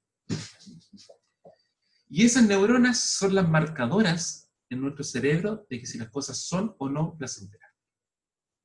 Si esas neuronas se activan y aumentan la liberación de dopamina, indican a nuestro cerebro que esto es rico y que hay que comerlo. Y hay que hacerlo.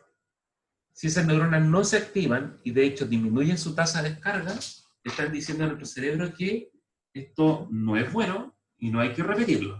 Se produce lo que se llama aversión. Entonces, por eso es tan importante este control hedónico.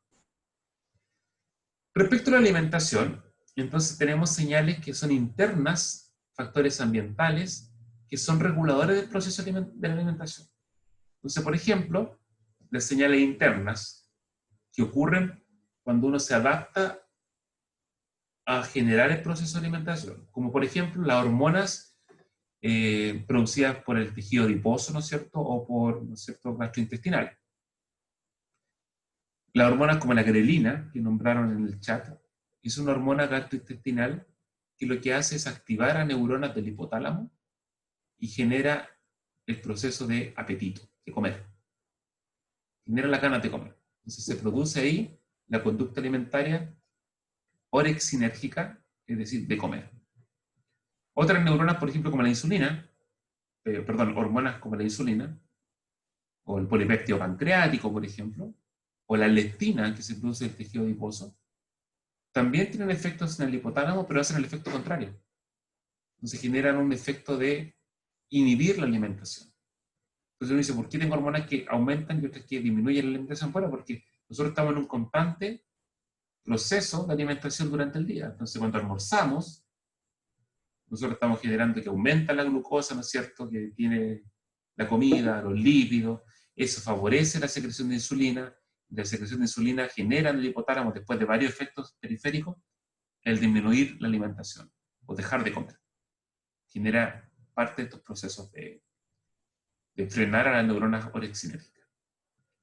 Y también tenemos efectos neurogénicos que están asociados a la distensión gástrica, por ejemplo, que son neuronas que a nivel del que llegan hasta el tracto solitario y lo que hacen es decir, oye, ya, para de comer, si no, no cabe más. Entonces, si uno se come una parrillada, ¿no es cierto?, gigante, toda esa distensión del abdomen genera estimulación sensorial por la distensión gástrica que se genera, y eso, ¡pum!, activa en el sistema hipotálamo las neuronas que gatillan el dejar de comer, la saciedad. Y los factores ambientales van a estar dados, ¿no es cierto?, por la disponibilidad de la comida palatable, la conducta aversiva o no que tengamos respecto a eso, y los factores psicológicos corticales que se den. O sea, por ejemplo, si yo estoy llegando a mi casa con mucha hambre, después de hacer clase, ¿no es cierto?, y no sé, veo a alguien con mucha hambre, veo en la calle a alguien comiendo, no sé, un churrasco, por ejemplo, o alguna cosa apetitosa para mí, me va a dar hambre. Y eso es porque estoy viendo que la comida es palatable. Y que sea palatable significa que es comida rica, que genera sabores agradables, ¿no es cierto?, estimulación organoléptica, y que se traduce hacia el cerebro en indicar que es comida adecuada. Respecto a las hormonas periféricas y el control homeostático, ¿no es cierto?, tenemos neuronas que forman parte de esta zona del cerebro. Ahí donde tenemos, por ejemplo, el núcleo arcuato, y también una zona que se llama hipotálamo lateral, donde están las neuronas que controlan la alimentación, ¿ya? Y esto lo hacen a través de receptores, porque estas neuronas liberan moléculas que se unen a receptores, por ejemplo, CART y POMC, que son neuronas anorexigénicas, es decir, estas neuronas cuando se estimulan y liberan alfa-MSH, que es la molécula, disminuye la alimentación. Y eso lo hace porque se unen a receptores, el alfa-MSH se une a receptores de melanocortina. Y esto inhibe el proceso de alimentación. Y también tenemos entonces las neuronas, por ejemplo, de orexigénicas, que producen el péptido relacionado con agouti, AGRP, o el NPY, NPY, que son péptidos orexigénicos, o sea, aumentan el apetito. Y también son capaces de modular, ya sea como de manera antagónica a estos receptores, y por lo tanto evitar que se bloqueen y activan esta neurona, o también estimular directamente a estos otros receptores que también están en esta zona y que también estimulan el proceso del hambre. Entonces aquí tenemos neuronas de primer orden, que pueden ser anorexigénicas o orexigénicas. CART y POMC son anorexigénicas y AGRP y NPY son orexigénicas. Entonces, en este caso, en esta zona hipotalámica se produce la activación de estas neuronas de primer orden. Las neuronas de segundo orden están acá en el hipotálamo lateral, ¿no es cierto?, que son las neuronas orexigénicas, y también hay otras neuronas de segundo orden que son las del núcleo paraventricular del hipotálamo. Entonces, fíjense, me alimento, se secreta, ¿no es cierto?, leptina, así es que consumí comidas con ácidos grasos. Esa leptina, ¿qué es lo que hace? Estimula a esta neurona anorexigénica, y esta neurona anorexigénica inhibe a la neurona del hipotálamo lateral, que es orexigénica. Por lo tanto, al inhibirla, esta deja de activarse y deja de haber apetito o hambre, en otras palabras. También pasa lo mismo con la insulina. La insulina genera globalmente el mismo efecto, pero la insulina principalmente inhibe a esta neurona que está acá, que es orexigénica, es la neurona NPY-AGRP. Entonces, al inhibir esta neurona, no se activa esta neurona de segundo orden, que es la neurona que ejerguilla el hambre, que está en el hipotálamo lateral. Pero también tenemos la grelina, y la grelina estimula esta neurona NPY-AGRP. Y al estimularse, se estimula esta neurona de segundo orden del hipotálamo lateral y se activa el hambre. Entonces, si ustedes se fijan, es muy relevante las señales periféricas para el control homeostático de las neuronas de segundo orden que son del hipotálamo lateral. Ahora, esta información de esta zona va hacia el tronco del encéfalo, donde se producen varias regulaciones. Acá esta zona se llama el núcleo del tracto solitario, es el tronco del encéfalo. Y en esta zona también llega información no solamente de estas neuronas del hipotálamo, sino también información del tracto gastrointestinal. Además, esta zona del núcleo del tracto solitario, después que se activa, controla otras zonas del cerebro.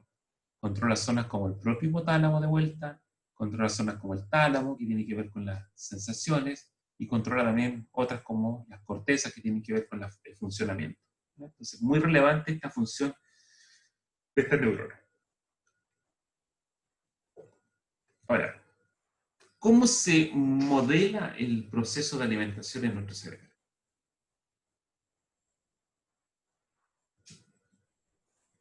Son muchas las neuronas que controlan el proceso de alimentación. Y dependiendo del área del cerebro, es el rol que cumplen.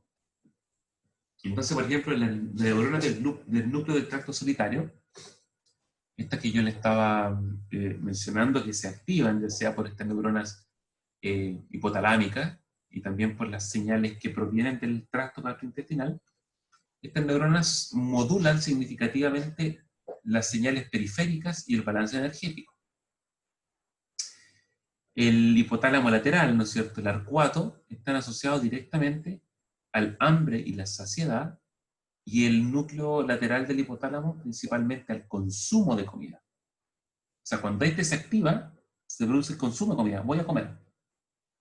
La amígdala es una zona del cerebro que es altamente emocional. Entonces, relaciona el proceso emocional con la comida. La corteza prefrontal, que está en el frente, en nuestra frente, digamos, físicamente, está asociada con la decisión, con la toma de decisión para poder ejecutar una acción. Entonces, si yo tengo hambre, y tengo hambre, voy a generar la acción que es ir a preparar comida, ir a comprar comida, buscar la comida, etc. Esa es una decisión de tipo cortical de las cortezas del cerebro. Ahora bien, información antigua, muy antigua, demostró que el hipotálamo lateral era la zona del cerebro que está encargada de producir el consumo de comida. Y lo que ustedes ven acá es un experimento antiguo que vale la pena mencionarlo, donde se ocuparon gatos y se les colocaron unos electrodos de estimulación y se observaba que los gatos, cuando se estimulaban zonas del cerebro derecha, por ejemplo el hipotálamo derecho, los gatos empezaban a comer más y tomaban más leche. Y luego cuando se volvía a repetir el estímulo, volvía a haber un aumento en el consumo de comida y, y también en el consumo de leche. Esto nos indica que es como tocar un interruptor. Activar el hipotálamo lateral, ¡pum!, prende la conducta y el animal va a ir a comer. Y si uno lo apaga, el animal deja de comer. ¿Okay? También se demostró, por ejemplo, en el hipotálamo lateral, que la ingesta de comida y la ingesta de agua está mediada, por ejemplo, por neurotransmisores como, por ejemplo, la noradrenalina. Es decir, neuronas noradrenérgicas son capaces de controlar estos procesos. Y por otro lado, si ustedes ven este gráfico de acá, donde se ve consumo de comida y también se ve consumo de agua, se puede demostrar que, por ejemplo, la adrenalina y la noradrenalina son muy importantes para producir el control de la alimentación y un poco menos potentes para el control del agua. Pero por el otro lado, la acetilcolina, que es colinérgica, es muy relevante para favorecer el consumo de agua versus el consumo de comida, que tiene un efecto mucho menor. Entonces, esto que yo le estoy indicando en que se estimula eléctricamente y el animal va a comer, o sea, va a hacer una conducta, está mediado por liberación de neurotransmisores por neuronas. Entonces es un proceso complejo, neurofisiológico. ¿Qué nos ha enseñado esto? Bueno, nos ha enseñado en que en el hipotálamo existen dos grandes áreas que están relacionadas con el proceso de la conducta alimenticia. Una área que es el hipotálamo lateral, que está en esta zona que podemos ver aquí, está asociado directamente al hambre. O sea, cuando se estimula el hipotálamo lateral, se produce hambre. Y esta zona que está acá, que es ventromedial, que es la zona que está con el arcuato acá abajo, es una zona del hipotálamo ventromedial o arcuato que está asociado con la saciedad. Entonces, ¿qué significa? Cuando se estimula el hipotálamo ventromedial, arcuato, hay saciedad y el animal no come. Entonces, ¿qué nos indicaron a nosotros los experimentos? Que cuando se lesiona el centro de la saciedad, que es el hipotálamo ventromedial, el animal no va a sentir saciedad y va a comer vorazmente a pesar de la distensión gástrica que tenga su estómago. Es decir, come, come, come, come, pero además de eso, lo va a seguir haciendo porque su estómago es muy grandote. Por otro lado, cuando se lesiona el hipotálamo lateral, que es el centro del hambre, el animal no siente hambre. Por lo tanto, no va a consumir alimento a pesar de tener, o no va a consumir alimento de manera normal, a pesar de tener un estado, un fenotipo, digamos, de ser un animal desnutrido que requiere consumir alimento. Entonces, estas dos áreas son muy importantes. La ventromedial arcuato para la saciedad y la del hipotálamo lateral para generar la comida. Ahora, si uno lo ve, por ejemplo, en los animales que tienen lesionados el centro de la saciedad, que es el hipotálamo ventromedial, tienen más peso promedio que el animal normal, pero también responden a los periodos de deprivación y de enriquecimiento de comida. O sea, igual pueden bajar de peso, igual pueden subir de peso. Y en el contrario, los animales que se lesiona el hipotálamo lateral, estos animales tienen menos peso que la situación normal y por ende también responden a disminución aún más grave de peso o aumento de peso, dependiendo de las condiciones ambientales. O sea, a pesar que yo estoy modificando las neuronas que controlan el proceso de alimentación, igual puedo ganar peso si coloco un ambiente rico en comida sabrosa y grasa versus un ambiente pobre en alimentación.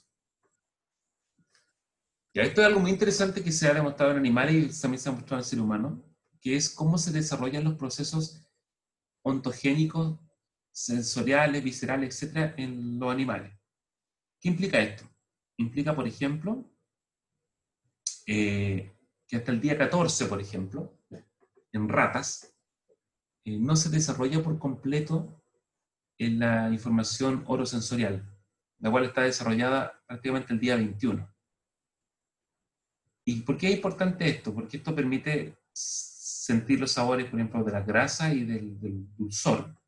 Y eso, si uno lo lleva a una escala humana, el día 14 en las ratas, que vendría siendo 2 semanas, es aproximado como a los 3, entre los 2 y los 3 años en un niño. ¿Y por qué esto es relevante? Porque a esa edad aún no es necesario tener que saborizar la comida, colocar sal o colocar azúcar de manera significativa.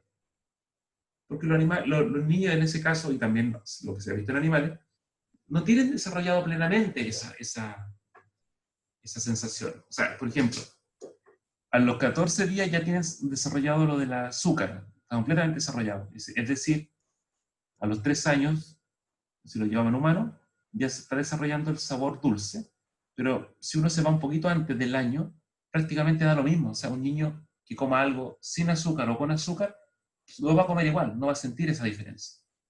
Entonces, si después de este plazo yo le comienzo a dar papa frita, le comienzo a dar chocolate, por supuesto que va a asociar ahora una propiedad orosensorial a los alimentos y va a comer. Y le va a gustar más que consumir algo sin azúcar o sin sal. Por otro lado, el control visceral, que es el control del intestino, para activar estas vías que tienen que ver con la regulación, digamos, del gasto energético, también están desarrollados más o menos en los mismos periodos, ya están a las 2 semanas más o menos desarrolladas y a los 21 días completamente desarrollados. El circuito de la recompensa, esto es muy significativo, es el circuito de las neuronas dopaminérgicas del área tegmental ventral, que liberan dopamina en el núcleo accumbens y en corteza. Bueno, esta liberación de dopamina en el accumbens no ocurre hasta después de los 28 días, en las ratas. ¿Y eso qué significa? 28 días son, ¿cierto? 4 semanas. Eso no ocurre hasta después de las ¿cómo se llama? De las 6 semanas, de llegar al máximo, de los 6 años, perdón. Entonces, de nuevo, el niño no necesita generar placer por la comida en ese momento porque todavía está en desarrollo esta estructura.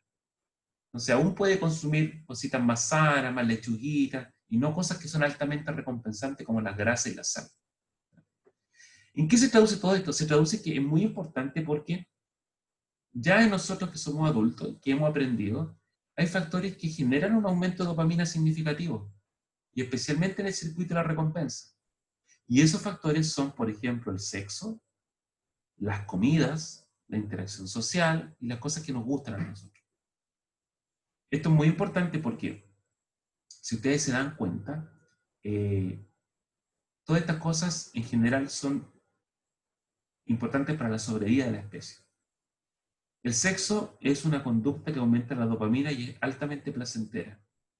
Si no nos gustara el sexo, y cuando digo de gustar me refiero a nivel de las neuronas como aumento de dopamina, ¿ok? Y eso es el placer, el gusto. Si no se produjera este fenómeno por el sexo, sería un fenómeno aversivo. Entonces no habría sexo, no hay reproducción y la especie se acaba. Si no genera aumento de dopamina la comida, los animales no se van a alimentar y si no se alimentan, va a pasar lo mismo, se mueren. Y si no nos gusta la interacción social, que también genera aumento de dopamina, resulta que va a ser algo aversivo y cada uno de nosotros viviría fuera de una situación social, o sea, viviría cada uno en la punta del cerro, y por ende no tendría contacto con otras personas, no habría reproducción, etc. Entonces, todas estas conductas que son mediadas por dopamina son altamente recompensantes. Y por ende, también las drogas de abuso. Y en el caso de las drogas de abuso, todas las drogas de abuso, por ejemplo, la cocaína, por ejemplo, la morfina, la nicotina, la anfetamina, el etanol, el alcohol, todas ellas, si ustedes ven en estos gráficos que se ve aumento de dopamina en el tiempo, todos ellos aumentan la dopamina significativamente por harto tiempo, por más de 1, 2, 3 horas, aumentan muchísimo la dopamina. Entonces lo que hacen las drogas de abuso, como las que le acabo de mencionar, es hackear este sistema en realidad y es producir más liberación de dopamina que la que se produce cuando tenemos sexo, cuando comemos cosas ricas. Y por lo tanto, ¿qué pasa en estos individuos que son adictos? Tienen menos relaciones sociales, menos relaciones de pareja, se le empiezan a alimentar menos porque empiezan a tener el placer como tal, principalmente asociado a los efectos de la droga y no a los de los recompensantes como la comida, el sexo o la interacción social. Bien. El sexo es muy importante para generar aumento de dopamina. Y acá concéntrense en el cuadro que está acá arriba, que nos muestra los niveles de dopamina, que son metabolitos, en condiciones muy importantes. Por ejemplo, las ratas de laboratorio, cuando se van a reproducir, van a una especie de motel de ratas a reproducirse, donde está una hembra en celo receptiva para poder ser montada por el macho. Entonces, fíjense que hay una actividad anticipatoria que también pasa con la alimentación. ¿Qué ocurre? El solo hecho del macho de ir a la cámara donde va a reproducirse, donde va a tener sexo, eso hace que aumente la dopamina. El solo hecho de entrar a esa cámara, es como entrar al motel, genera el aumento de dopamina. Luego, el tener el contacto visual con la hembra, contacto visual, también genera de nuevo un aumento de dopamina. Y durante la cópula, esa dopamina se mantiene elevada. Esto es muy interesante porque la dopamina que genera placer asociada al sexo, genera esta actividad inicial que es anticipatoria. Entonces, de nuevo, yo tengo mucha hambre, muchísima hambre. Llego a mi casa y me están esperando, ¿no es cierto?, con una rica once o con un plato de comida súper sabroso. El solo hecho de, yo ni siquiera he probado la comida todavía, pero la estoy viendo o estoy sintiendo el olor, me genera una actividad anticipatoria y activa al cerebro para que ya se prepare para recibir esta comida que es sabrosa. Entonces, es muy relevante esa función. Ahora, estas neuronas, recuerden, dopaminérgicas, nacen en el área tegmental ventral y liberan dopamina hacia, entonces, el núcleo accumbens, que es el lugar donde se genera el placer.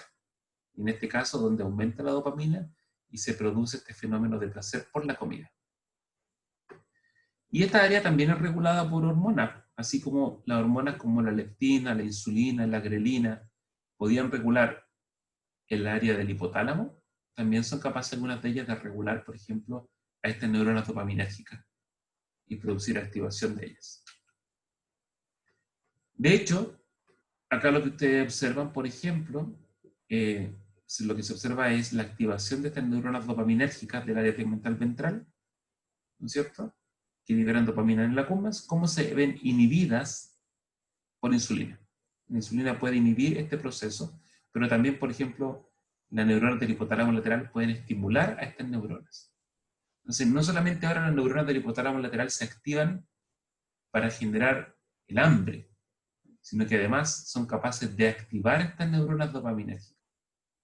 ¿Y qué le dicen al cerebro? Le dicen, oye, lo que estoy comiendo es súper rico, así que recuérdalo, es placentero, y aquí se libera dopamina, y eso que es placentero hay que memorizarlo. Y se genera la situación de placer. La comida, si es rica y es palateable, va a afectar estos circuitos cerebrales. Eso es muy importante recordarlo, porque si es algo rico, por ejemplo, como proveniente del sabor, se va a activar, ¿no es cierto?, el núcleo del tracto solitario, el tálamo. Eso va a estimular, por ejemplo, las cortezas orbitofrontales, y esto va a activar al hipotálamo lateral para que se produzca la alimentación, el hambre. El sabor, algo súper rico, por ejemplo, esto, el olor, el sabor, la visión, genera también la activación de cortezas, por ejemplo, que van a llevar desde la corteza orbitofrontal a activar el hipotálamo lateral. Y por ejemplo, no sé, pues estas meatballs con chickens, ¿cuánto usamos? Los cheese fingers, los cheese stick, son los bastones de queso, es algo súper rico, entonces se va a activar visualmente el olfato y el sabor, la activación del hipotálamo lateral. Pero en particular, por ejemplo, y así como todo el mundo tiene comidas que son aversivas, para mí en particular, yo puse esta foto, es aversivo, por ejemplo, los callitos a la madrileña o las guatitas, como se llaman. A mí no me gustan. Y eso, ¿qué es lo que hace? Activa, ya sea por el sabor, por el olor y la visión, a la amígdala. Y la amígdala, como es altamente emocional y sabe que esta es una comida que a mí no me gusta en particular, no va a activar el proceso de generar el hambre a través del hipotálamo lateral, sino que va a generar una aversión. Y yo no voy a tener hambre al comer esto. Y así para otras personas les puede ser repulsivo o aversivo comer marisco, o lo que sea en realidad. Lo que cuando a la persona no le gusta es porque se está produciendo una inhibición a nivel del sistema nervioso central. Bien, este es un estudio bien bonito porque demuestra, por ejemplo, que cuando uno consume agua con azúcar, agua con sacarosa, ¿no es cierto?, se produce un aumento de dopamina. Entonces fíjense que mientras más azúcar tenga, más dopamina se libera. Entonces, las comidas dulces son comidas recompensantes. Eso es así. Generan un aumento significativo de esta recompensa. Lo que ustedes observan acá abajo es principalmente el metabolito de la dopamina, lo que indica que cuando aumenta la dopamina, aumenta su metabolito. Esta área del núcleo accumbens y del área tegmental ventral es muy importante para el sabor, para lo que se llaman los puntos calientes hedónicos, es decir, las cosas que te generan placer. Y solamente para mencionarles que en realidad es muy relevante esto para todas las especies, porque se ha estudiado, por ejemplo, en seres humanos, en primates, como el orangután o en ratas, que las respuestas faciales a sabores son similares, ya sea en niños o en animales. Y por ejemplo, las cosas dulces generan una respuesta facial de sacar la lengua para poder conseguir más, automáticamente. Mientras que, por ejemplo, las cosas amargas retraen la lengua como una forma de evitar tratar de comer, porque si la lengua está atrás, bloquea ¿cierto? Se aleja, digamos, de la cosa que genera aversión, como por ejemplo las cosas amargas. Entonces, esto nos indica que estos mecanismos neurológicos, nerviosos, están asociados principalmente entonces a estas zonas de cuánto nos gusta o cuánto nos queremos algo en particular.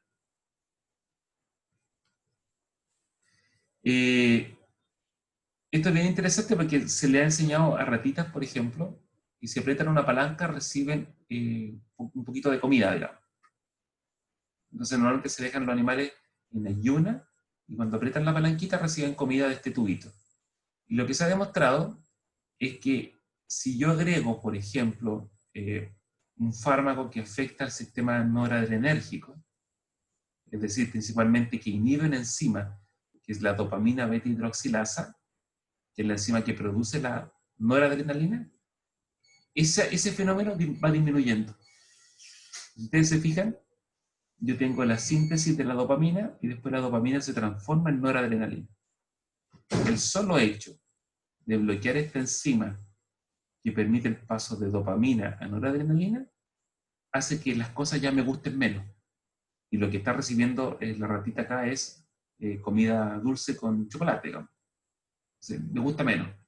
Entonces, de nuevo, hay ahora, a pesar que en la lengua se percibe algo dulce, ahora una zona del cerebro está manejando el proceso de ir o no a conseguir el alimento. Este es un trabajo muy, muy lindo porque fueron los primeros trabajos que demostró cómo la sal y la grasa es algo que nos gusta mucho.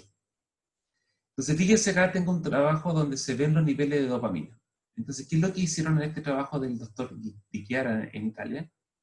Fue medir la dopamina basal en los animalitos y después medir la dopamina cuando él colocaba durante 20 minutos un pocillo con chitos. Ocuparon chitos. En Italia se llaman fonsi, pero es lo mismo que el chito. ¿Y qué es lo que demostró él? Que cuando colocó este pocillo con esta comida rara, ¿no es cierto? Naranja, con un olor raro, con un sabor que todavía no conocían los animales, dentro de los 20 minutos que dura este experimento, los animales se demoraron 8 minutos, prácticamente 8 minutos y medio, en probar eso. Y cuando lo probaron, consumieron 2 gramos. O sea, a los animales no les gustó esta cosa naranja, con ese olor, al principio, pero se demoraron casi la mitad del tiempo en probarlo. Después cuando lo probaron, empezaron a comer. Y lo que ocurrió es que aumentó la dopamina. Mientras empezaron a comer, empezó a aumentar la dopamina. Entonces eso le dijo a los investigadores, oye, esto está generando algo que me gusta, porque está indicando que al aumentar la dopamina hay mayor placer. Esperaron 3 horas los investigadores y repitieron esto mismo, tal cual. Volvieron a colocar por 20 minutos los chitos. Pero ahora los animales recordaron, y si ustedes se fijan, se demoraron 19 segundos en empezar a comer esto. O sea, pusieron el pocillo y al tiro fueron a comer. Y comieron el doble. En vez de comer 2 gramos, comieron 4 gramos. Entonces, esto que tiene una característica bien particular, grasa, sal, etc., es altamente recompensante. Y en realidad es porque nosotros sabemos que las comidas grasas, la sal, por ejemplo. ¿Por qué nos gusta la sal? Porque la sal nosotros no la producimos en nuestro cuerpo. Si no consumimos sal, no consumimos cloruro de sodio, nos falta el sodio y el cloruro, que son elementos fundamentales para la actividad de todas las células de nuestro cuerpo. Entonces el cerebro sabe que tiene que conseguir sal, porque si no consigue sal se muere. Entonces aquellas cosas que tienen sal son satisfactorias. Acá también hicieron el mismo experimento, el mismo grupo, pero probó el Kinder Sorpresa y el Fonsi. Y fue muy interesante esto porque si ustedes observan, tanto el Kinder Sorpresa como el Fonsi aumentan los niveles de dopamina. Entonces, aquí, ¿qué es lo que nos está diciendo? Nos está diciendo que las cosas dulces también son altamente recompensantes, porque se ha aprendido, ¿no es cierto?, en nuestro cerebro, de que las cosas dulces, por ejemplo, los frutos que están en los árboles, etcétera, son comestibles, pero si yo voy a probar algo que está amargo, se ha aprendido por generaciones de que el Homo sapiens, que es algo peligroso, que es algo que puede gatillar, por ejemplo, que esté intoxicado, que tenga sustancias venenosas, etcétera, y no lo voy a comer. Entonces, sí también los animales y el ser humano, desde que se creó como Homo sapiens, ha podido discriminar en la naturaleza aquellas cosas que puede consumir, como por ejemplo, las cosas dulces que nos dan la naturaleza y las cosas saladas. Y eso, si lo ponemos nosotros en una comida altamente procesada y además muy rica como la que está acá, pues, es la mezcla perfecta para generar un cambio de patrón alimenticio que puede ser normal para personas que son normopesas, pero para un niño, por ejemplo, puede ser muy dañino porque puede cambiar su apetito por este tipo de alimentos.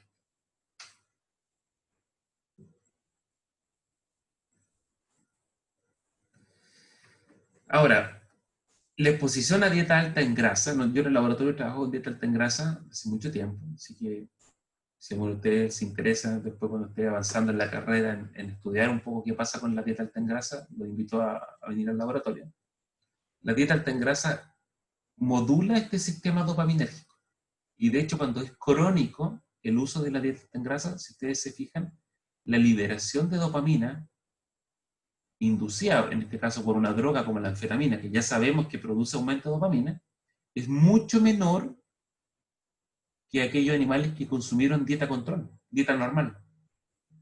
Entonces eso nos dice también que la exposición crónica a este tipo de comida va generando cambios neurológicos, neuroplásticos en el sistema de la recompensa que afectan la adaptabilidad que tiene el sistema.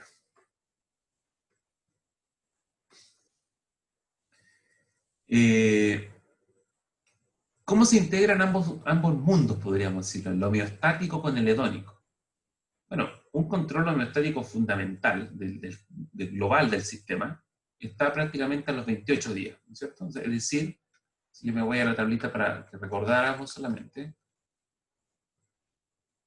es decir, aproximadamente a los 28 días, lo que equivale ya a los 6 años de edad en el ser humano, ya tenemos una integración completa de la recompensa, de los sabores orosensoriales, de la emocionalidad, ¿no es cierto? Y el control homeostático en el hipotálamo. Está todo funcionando correctamente. Entonces, en esa situación en particular, el sistema se integra después de este periodo de tiempo. Y en el caso de la grelina, como lo mencionaron en el chat hace un ratito, la grelina es una hormona producida por nuestro dejé de compartir, parece.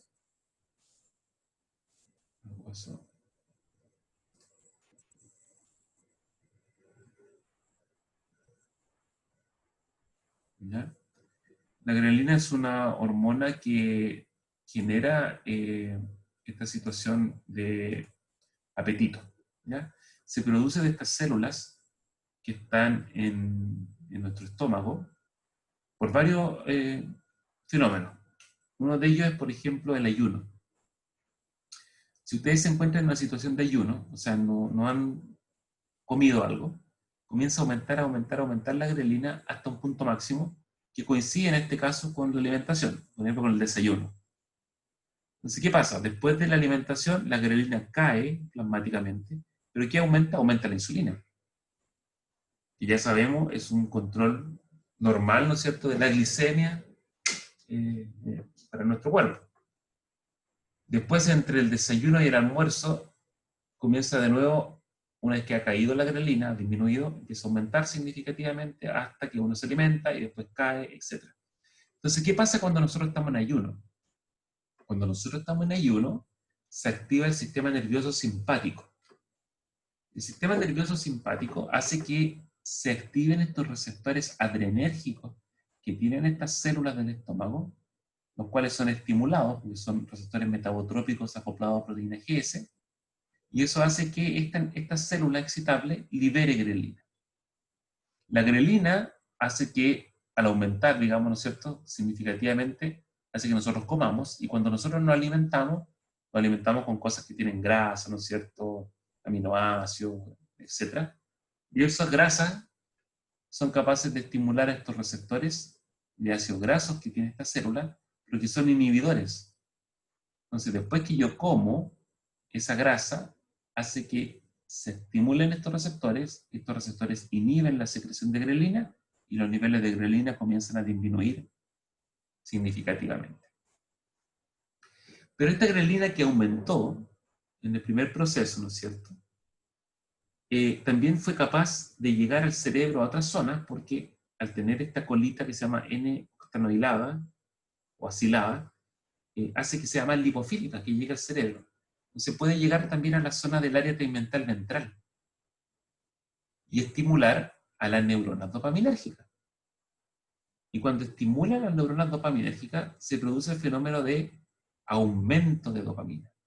Entonces ahora, imagínense, esta hormona periférica, que es la grelina, le está diciendo a nuestro cuerpo, le está diciendo, oye, come porque hay hambre, digamos, se produce hambre, y además al mismo tiempo le dice a nuestro cuerpo, lo que vas a comer tiene que ser rico, porque está liberando dopamina. Entonces, si yo estoy consumiendo una hamburguesa, papas fritas, ¿no es cierto?, y además, por ejemplo, o chocolate, un Mac Combo, por ejemplo, me está generando entonces este efecto no solamente homeostático de la grelina, sino también hedónico a nivel del área tegmental ventral.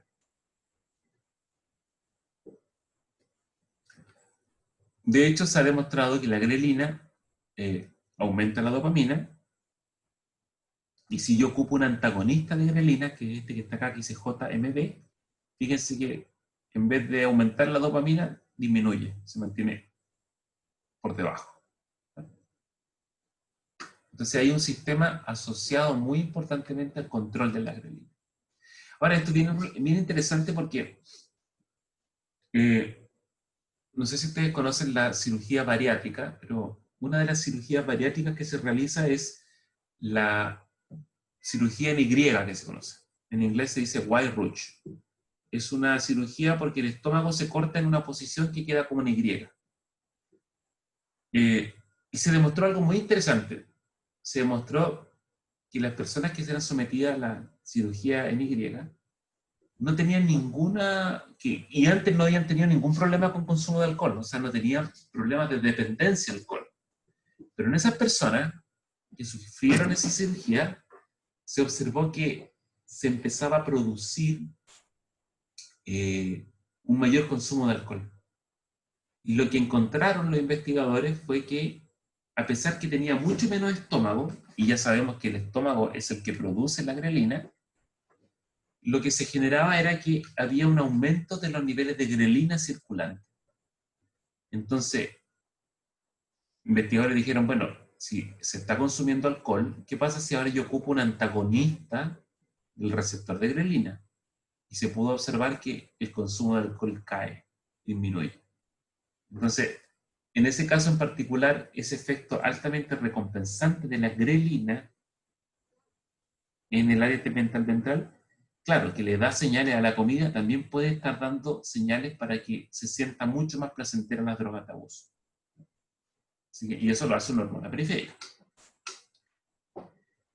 En el caso de la orexina pasa algo muy parecido. La orexina es un péptido que se produce de neuronas que están en el hipotálamo lateral y que también pueden liberar este péptido no solamente en el núcleo del tracto solitario, sino también donde están las neuronas dopaminérgicas, en el área tegmental ventral, o sea, en el control hedónico. Y de hecho, se puede observar que si yo agrego un estimulante de la liberación de dopamina, como la cocaína, pero agrego un inhibidor de los receptores de orexina, un bloqueador, lo que veo es que la dopamina que se libera es mucho menor. respecto a la situación control.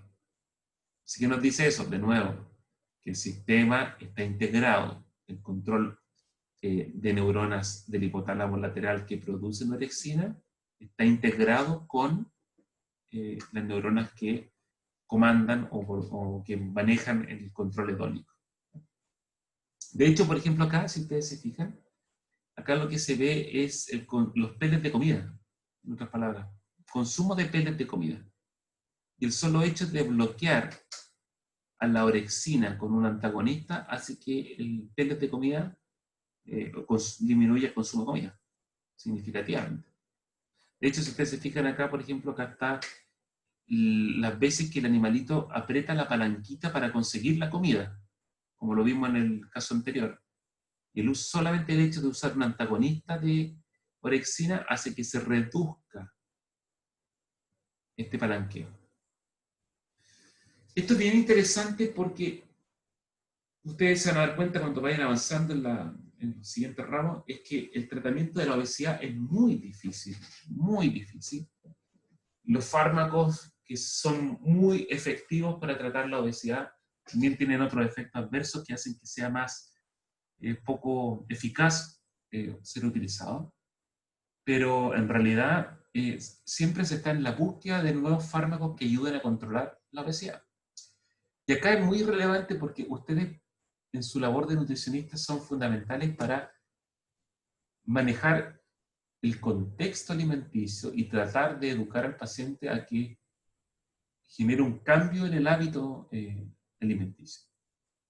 Y eso es muy bueno y tiene que ser complementado con fármacos que actúan a nivel del sistema nervioso central, porque este paciente que tiene obesidad, en otras palabras, con todo lo que hemos visto, tiene una especie de adicción por la comida.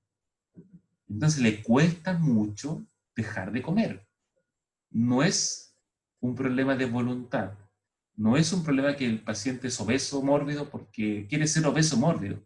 Es porque no tiene un control central, cerebral, para poder dejar de comer. Y ahí es donde necesita apoyo psicológico, apoyo farmacológico y apoyo nutricional para poder mejorar. Porque la persona puede vivir cortita por la vida, pero el problema es que si es obeso mórbido se va a morir con ataque al corazón, se va a morir porque los riñones dejan de funcionar, se va a morir porque el hígado prácticamente ya no funciona más. Entonces hay un sistema de recompensa muy importante para el control hedónico de la alimentación.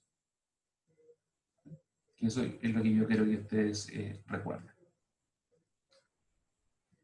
Bien. Preguntas de esta clase.